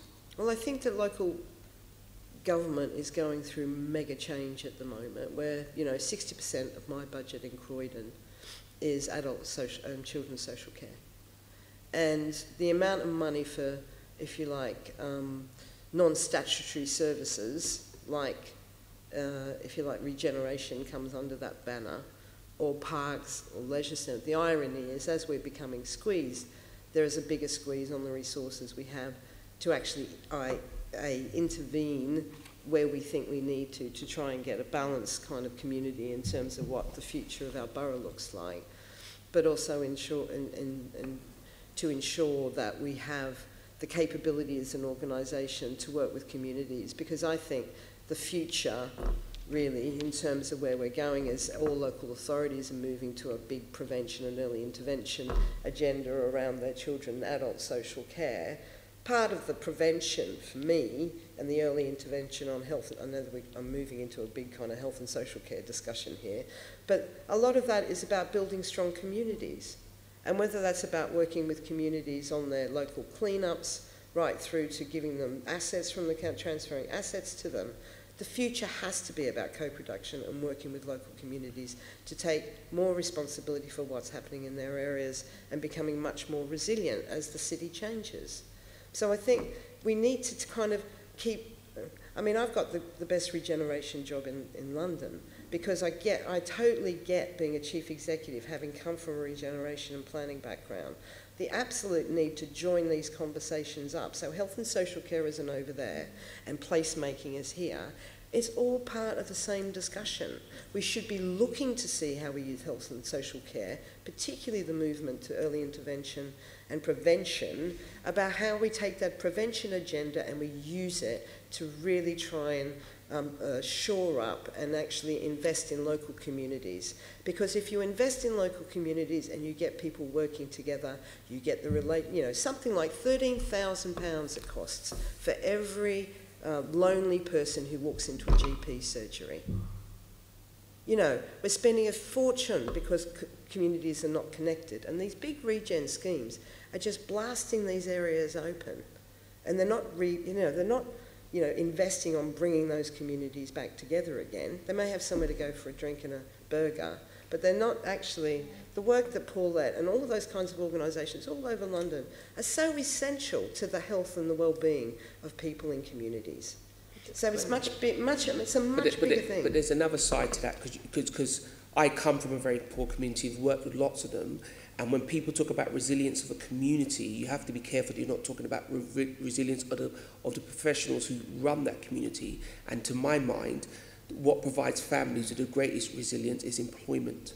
And that's where you're... That's exactly right. But I'm not arguing against it. I'm just saying, sometimes when we talk about community, we talk about business, Westfield, whatever, as if they're the other. They are part of that community, if only because there's an opportunity there for long-term, sustainable employment. And that's why I asked early on, and was pleased by your answer, but the idea that local people actually get into those jobs and not just at the low level, because the strongest communities in London tend to have a mix of everything, incomes, races, all kinds of stuff.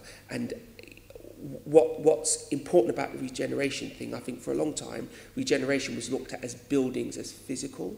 It's interesting to hear your comments, because for me, your comments are closer to what I think is a truth, because you're talking about the people in that. Yeah. And there's a group, there's a version of people that is a community, but a community is also made up of individuals, and the best way that policy can affect individuals, I believe, is around employment.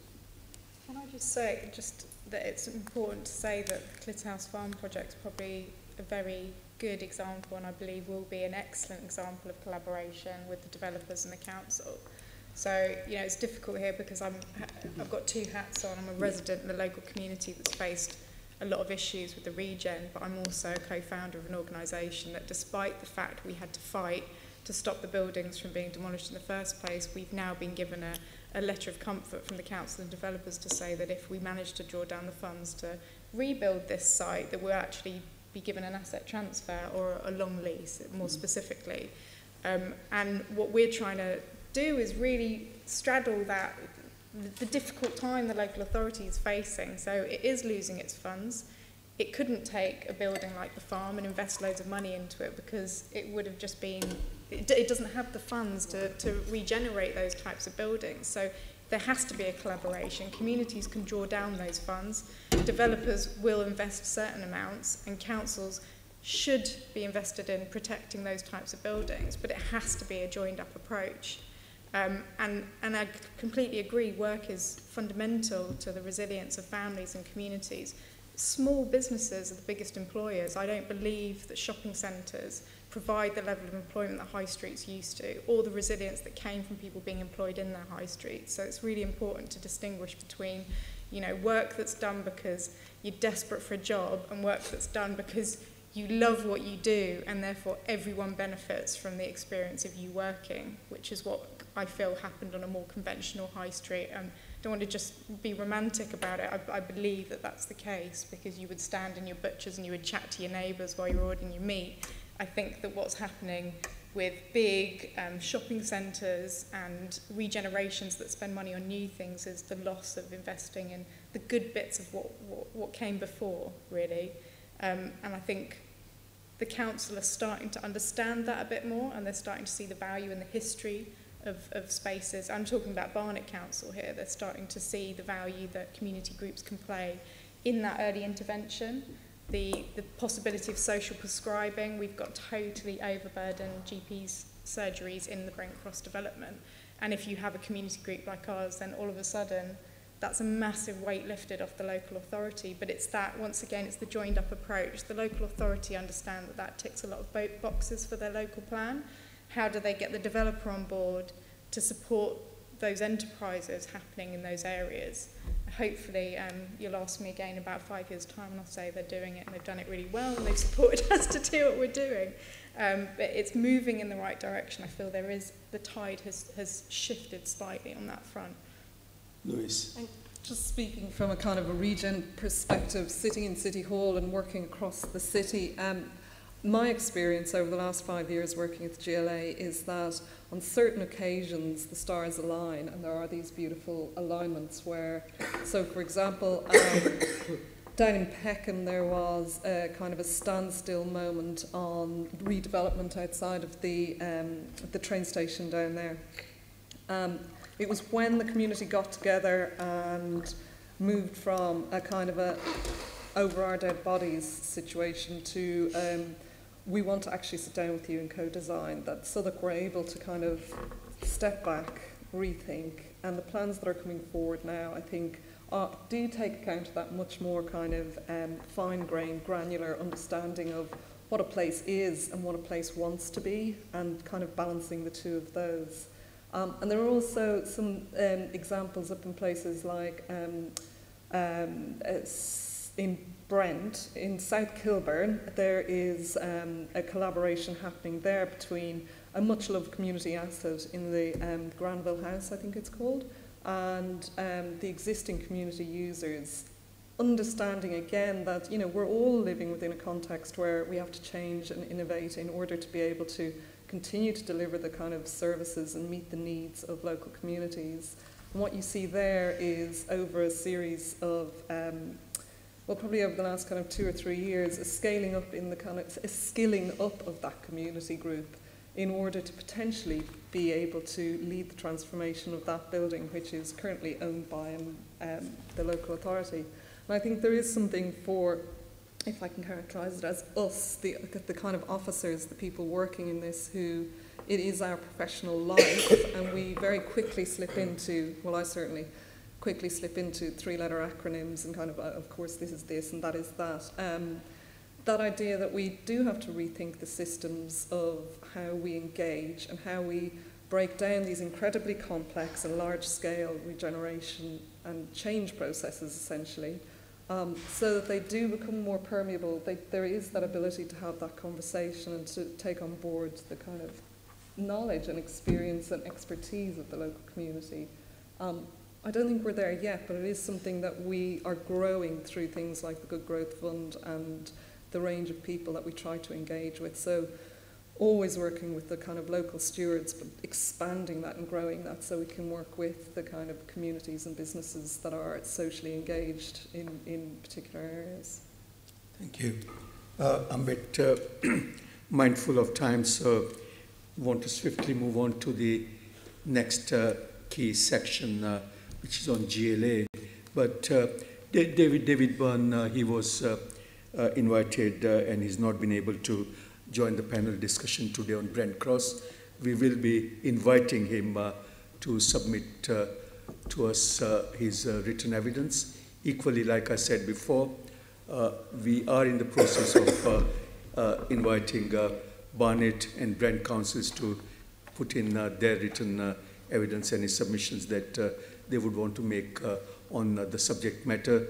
And equally and importantly, a number of stakeholders on Brent Cross have been very keen, and we are keen as well to get their feedback on Brent Cross project as well. So all of that is in process. If you can move on to questions related to GLA. Tony, do you want to start, please? Yeah, I'll shorten them down, Louise, because I think we've covered a lot of this to some extent. But in terms of the good growth concept, can you give us some practical examples of what you're likely to be funding and the criteria you'll use for that, please? Absolutely. Can I just ask if the panel are familiar with the Good Growth Prospectus, or whether I should take some, you're familiar with it, or do you want me to take some time to unpack that? Very briefly. Yeah, very briefly indeed, yes. So just, it's a little bit of the prospectus and a little bit of how the Good Growth Fund sits within wider kind of growth fund initiatives. So we have £140 million from government over the next 3 years to deal with a whole range of issues, ranging from air quality to things like further education and skills for Londoners. A subset of that, £70 million of that, is being used to fund the Good Growth Fund. Excuse me. The Good Growth Fund, I mean, I've trailed in my previous comments this approach that we have to delivering kind of high quality and I hope innovative and kind of best practice programs where £70 million is a lot of money on the one hand. On the other hand, it's absolutely nothing compared to the scales of capital that are mobilised to deliver something like a Westfield, or compared to the scales of money that are spoken about when we talk about what our housing and land colleagues are spending over the next 4 years. So we have to be quite sort of strategic and tactical about where and how we engage. And we are focused on the 3 themes of empowering people, and that means giving people the opportunities to take part in the social, economic and civic life of their particular area. We're also very interested in the idea of making better places, so that's talking about the physical assets that exist, understanding the opportunities that exist in places, and understanding the kind of beauty and qualities that exist there and not trampling over them, understanding the beauty and quality of mid-century design, of Victorian, of Edwardian, understanding that there's something to work with there. And then there's the third theme, which is growing prosperity. And that's very much about understanding local economies again, but also understanding that innovation and change needs to be supported and encouraged. So understanding how you can support change and growing of economies that reflect the kind of traditional characteristics that people like Nikki have mentioned previously, but also sort of seize the opportunities that are presented from the kind of tech and innovation and the strengths of agglomeration and the sort of density of opportunity and expertise that exists across London.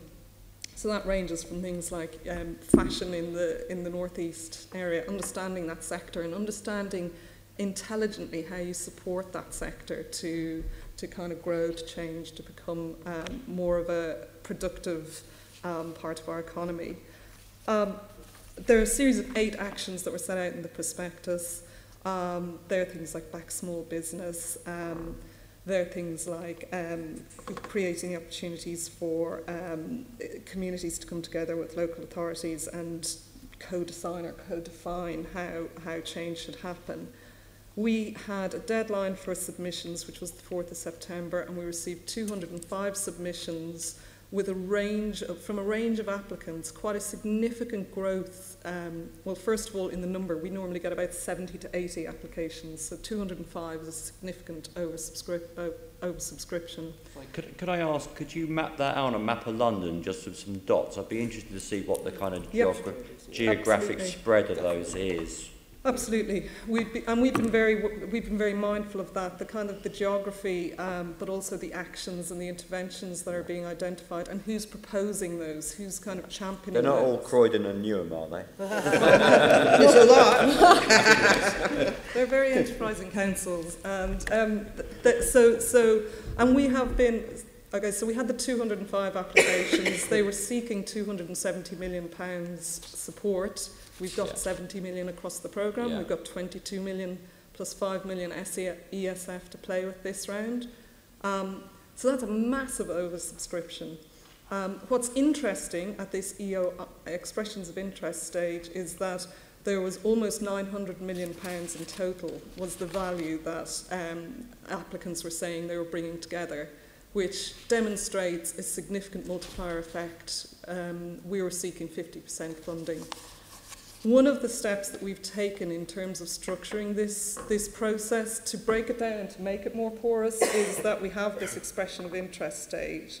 So people who are not accustomed to and not kind of resourced to naturally respond to one of these call-outs could set down their idea, could give us a sense of the purpose, the need, and the kind of one thing we're very conscious of is their engagement with their wider place and wider community. So it's not a single issue organisation. And can I ask you to be just very broad terms, how many of them are bluntly the usual suspects and very professional in how they've submitted, and are there more new amateurs coming through that we are actually helping?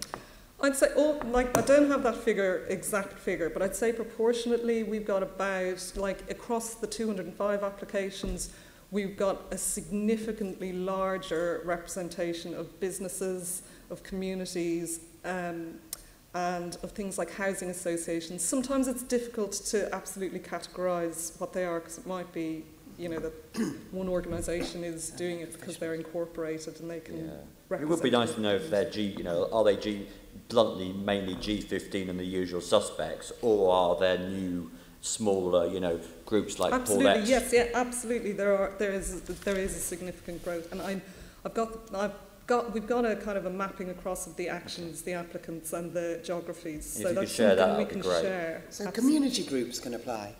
Yeah, I mean, yes, of course they can. They have to be an incorporated organisation to receive funding from the GLA. So they can't just be a group of neighbours that have come together. It needs to be able to receive funding. But yes, they are.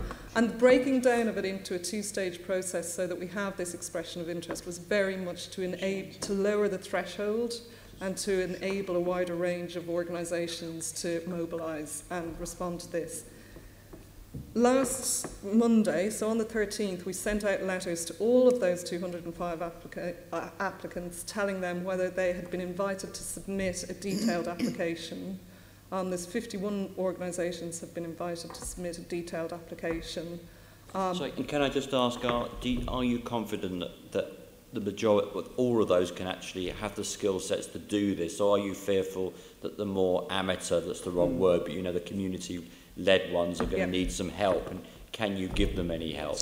So the very next list I was going to talk about is the development funding list, and that is where we have specifically seen that there's real potential, but there's a lot of development that needs to happen on certain of the bids, and that does tend to target community groups, and absolutely we're taking some of our precious small revenue allocation within the 70 million to help to support those groups to develop a much more compelling expression of interest and to be in a very competitive position in a future round to submit. So it's very actively growing the kind of wider civic participation in what Regeneration is.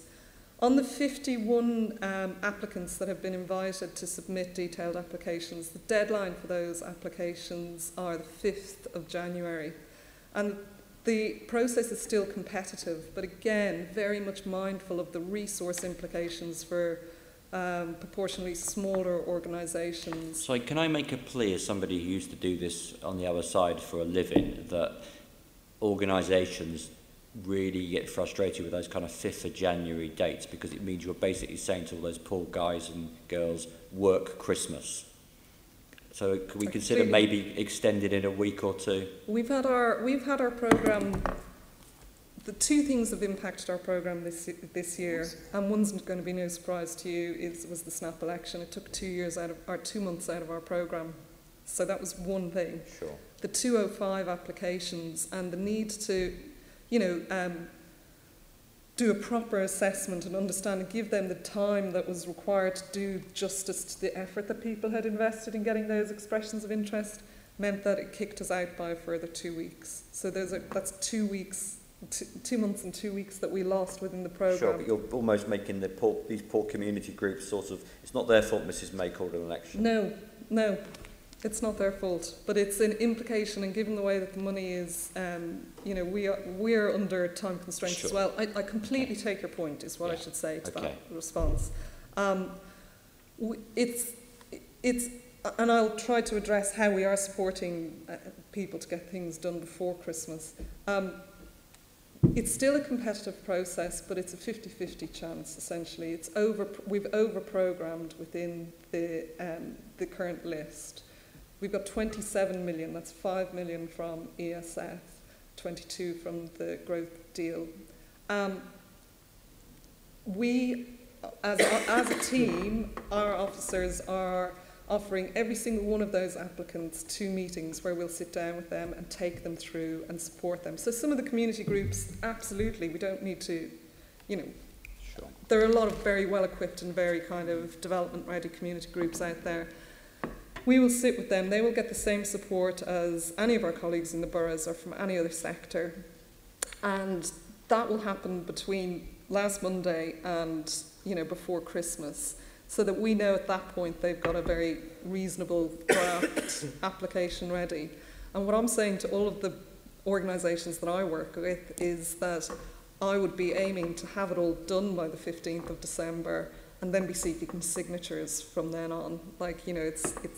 That's how I'm planning my work, and that's how that's how I'm sort of advising people to try and structure their work. On the 5th of January, we will then receive all of those applications. We expect, some organisations may not be able to do that. They may decide we haven't been able to offer them what they asked for. It may not work for them anymore. So we may not get the full 51 in. We will then go through a process again of reassessing, of moderating, of understanding. One of the really important things, and Tony, you got at it when you were asking about the geography and the actions and the people, is having a balanced programme. So understanding the geographic spread, understanding the themes and the actions that are being supported, understanding the mix of types of interventions that are being created. That assessment, that kind of moderation does happen.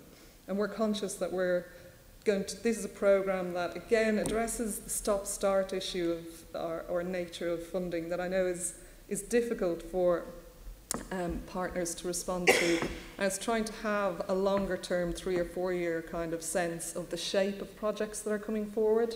So some of the 205 on that list, some of the 205 applicants, we're saying we're going to be ready to come to you in a year and a half. So not all of them were immediately wanting to start. And that helps us to then tactically engage with those groups in advance so they're set up and given the best chance of their time being well spent as they try to develop their kind of proposals. And we anticipate that the final approval for projects will be in January, February, depending on, it's aligning the LEPIC investment committee meetings and things like that. So that we hope by the end of the financial year we're essentially ready, we're in contract with as many of those projects as meet the kind of objectives of the programme. Can I ask that you communicate with Assembly members, particularly in terms of ones which are in their constituencies as well, at the right time? Because we're always happy, I know, as constituency members to help in any way that we can make these things happen. I'll move on then, because I know we're short of time. How will the newly devolved adult education budget help to support good growth? I know, again, we slightly covered this earlier as well, so, you know, a short answer, please. Well, I mean, I think this is probably a question that David would have been better suited to answer, but I guess We can ask Jo as well, I'm sure she's got a view. I think, well, I mean, the devolution of powers, there's within the GLA, we're restructuring in order to meet the massive growth in budget that's going to have. To date, we within the Regeneration Unit have run these two programmes, the kind of place-based interventions and then the FE capital interventions, if you like. And that's currently going through similar processes to the Good Growth Fund. And it's very much about targeting and directing funding to those colleges which, I mean, the colleges that we like are the ones that understand not only their FE requirements and their sort of estate requirements, but also their impact locally and their potential benefit locally. So understanding, again, something about in places that are experiencing significant change, like say up in Haringey or in Croydon or Newham, what the changing labour market is and what the changing opportunities are, and therefore what the kind of programme of teaching and pedagogy is to actually meet those. And I think one of the projects that we supported through the FE Capital last time round was the Ada College up in Tottenham, which was a really, I think, very interesting example of an industry or a sector identified set of needs and the mismatch between third level education or further education, higher education and further education provision for the tech sector, not just thinking about everybody doing a startup, but what actually the financial sector need in terms of honest to goodness, solid jobs over the next 20 years. And so I think that's a very, very interesting example of a changing place, a changing economy, and the investment that came in through the FE Capital. But going forward in devolution, I think it will be that alignment again between the places, the people, and the economy. 1920, isn't it, when we get the budget? Is that still right? 1920? I think so. Yeah. Have you got any comments, Jo, on that? You don't have to. So no, we'd like that money really. But I think the point that you make is that at the moment they're really separate. So you've got this money coming through potentially FE, adult education, and you've got your good growth funding over there. And actually, it's part of the same thing, isn't it? We're recognising that skills is a major important part, a major part of a good economy and good growth. So, yeah. And I think we just obviously would like to encourage lots of dialogue with the GLA in terms of what that looks like on a sub-regional local authority level, really. Great. I'll move on then because of time. I think question 13 we can almost cut unless anybody's got any further reflection on the discussions to date. What additionality does the Mayor want to bring to help support good growth in new town centres? You've probably already mentioned everything you want to mention. Anything? Final comments? Again, I think the big push that we're doing is this kind of wider engagement with a wider range of players. But I think we would always counter that with not getting single issue, single interest, the kind of usual suspects that can access. We want to kind of engage with the talent pool, not the prosperity pool. We want everyone to be able to kind of get in and influence change in their particular place.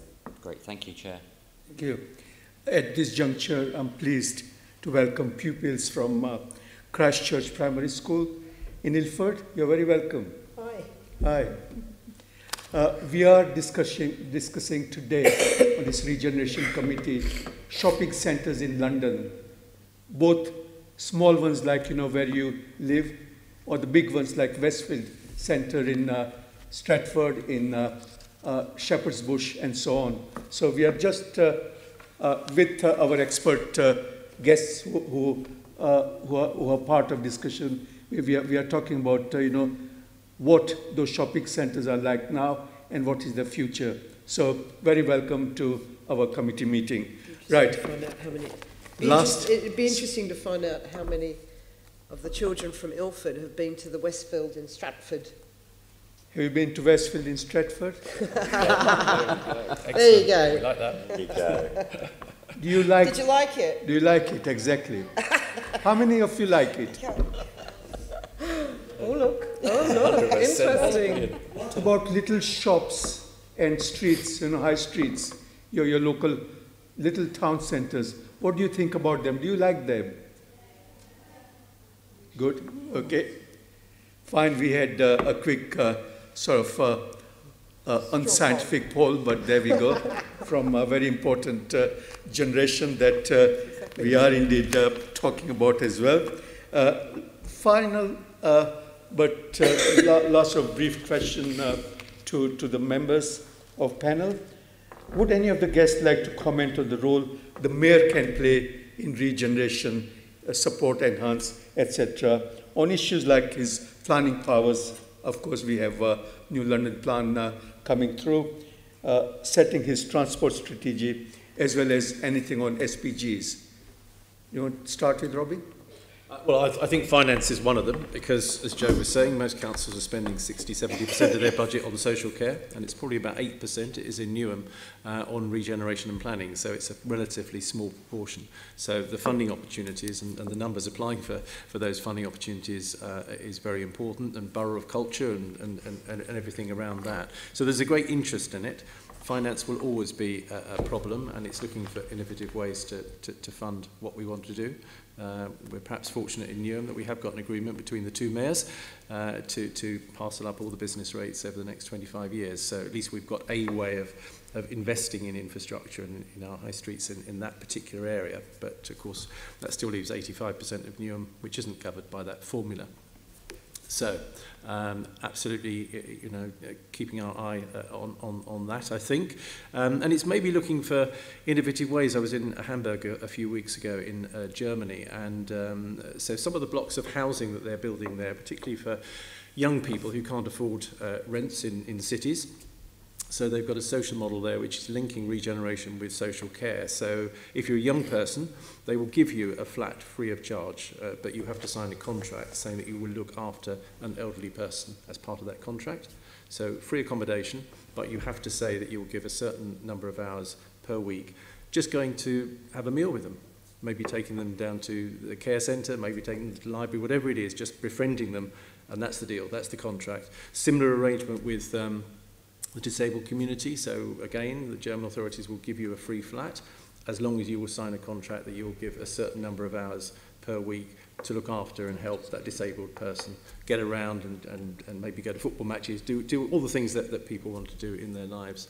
And a third example was musicians. Lots of people like music, and we have great bands and great musicians in London, but it's difficult to find places where you can actually bang away on the drums or play your guitar because it is annoying to people. So they built flats which are completely soundproofed.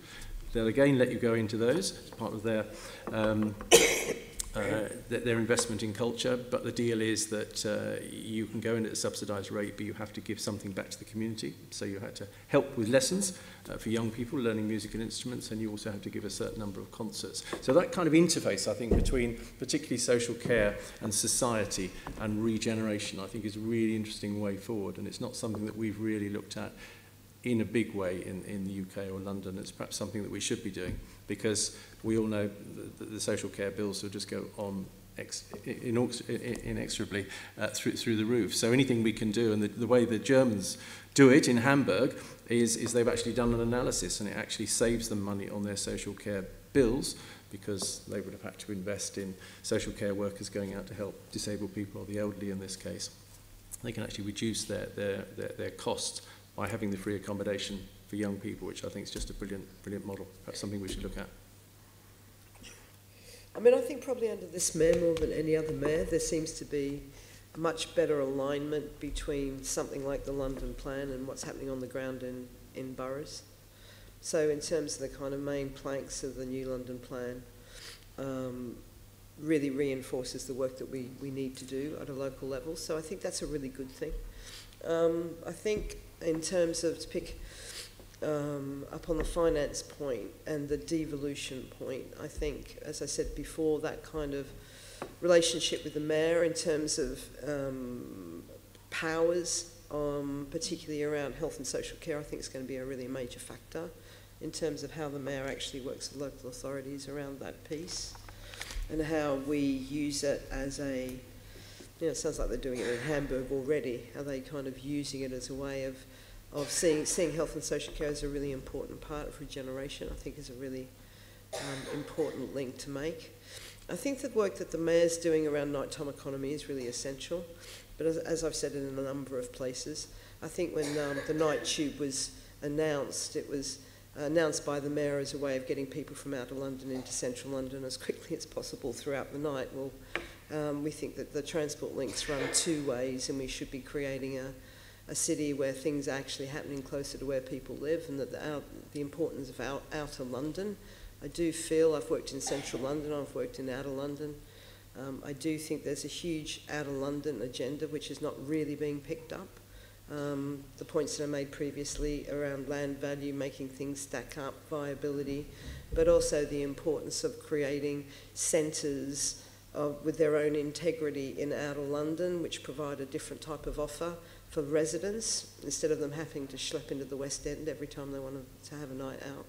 So I think, there needs to be a recognition that we have kind of two cities in concentric circles. We do have central London, but we also have that outer London belt, which in terms of London's growth is a really, really important part of the equation, and I don't think that's adequately acknowledged within the London Plan. I mean, it's obviously referenced in the London Plan, but I think there's more work that could be done, particularly around economy in outer London, to actually do a number of things. One, just grow the economy generally to contribute to London's growth, but also to ensure that we're creating places where people can live and work in outer London without putting additional strains on infrastructure into central London.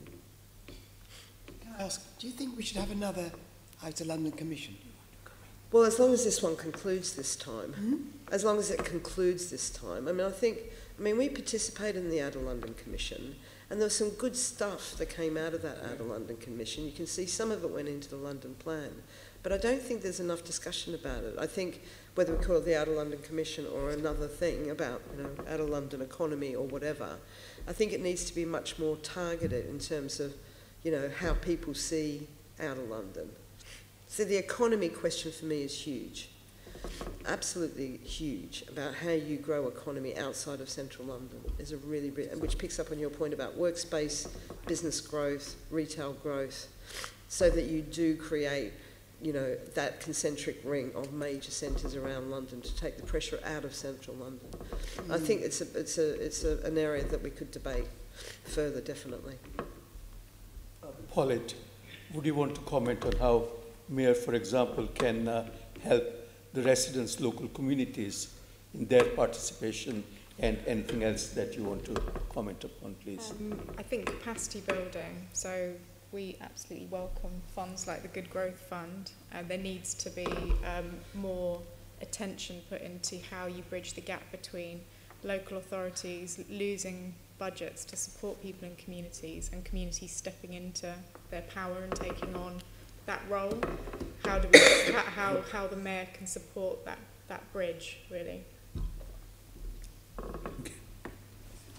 Tony, you had a question. I just thought it was very, very helpful, both Joe that Robin mentioned the health and social care budgets, because that's clearly an area where I'm not quite sure that we really democratically, accountably review as much what goes on in that area across borough and GLA as we do what goes on in regen. And I think it'll be, as those budgets really drive a lot of change in society, it would be interesting to see if we could do a future session, Chairman, on that and get people from the NHS as well as borough colleagues involved.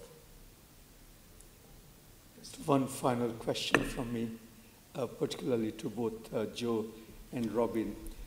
Good Growth Fund criteria, do you think it's aligned in the right direction, or would you want to want the mayor to revisit for whatever reasons, from your experience, from your perspective? Does the criteria hit the mark in terms of and the way that the development fund has been set up as well to really focus on smaller organisations to participate? Yeah. I think it does hit. It hits the kind of audience, doesn't it? I think in terms of who you want to take advantage of that fund, definitely. Robin? No, I mean, it's good. It was well received. I think that there are some issues around the timing, because certainly the the summer deadline wasn't a good one, and January the 5th is not a good deadline, but I'm sure that message can be taken back to the GLA. But I mean, the principle, absolutely. We just need to keep it going. I mean, it's obvious that there is massive interest in this, and I don't know what the value of those 200 plus applications were, but yeah, anything we can do to keep that going would be much appreciated by the boroughs. Well, that concludes our discussion. On behalf of the committee, the members, I'd like to thank our guests for taking your time out for this discussion, as well as for very, very helpful contributions and insight from your experience. Please do feel free to put in any other comments that you might wish to do to support our examination. Can we, members, note the report and discussion with the invited guests? Thank you. Right. This is where I just have a couple of items. You feel free to go should you need to, but just a couple of quick items to dispose of. On our work program, can we agree on updated work program as set out in the report, and agree to use our meeting slot on 6th of December for a site visit to Croydon? Yes. Thank you. Can we delegate authority to me in consultation with the Deputy Chairman to agree the arrangements for the site visit to Croydon Town Centre, and also the date and arrangements for a visit to Romford Town Centre? Yes. Thank you. Date of next meeting. The next formal meeting of the committee is scheduled for Tuesday, 6th of February 2018 at 10 a.m. in Committee Room 5 at City Hall. I have not been notified of any other business, so that concludes our committee meeting. Thank you very much.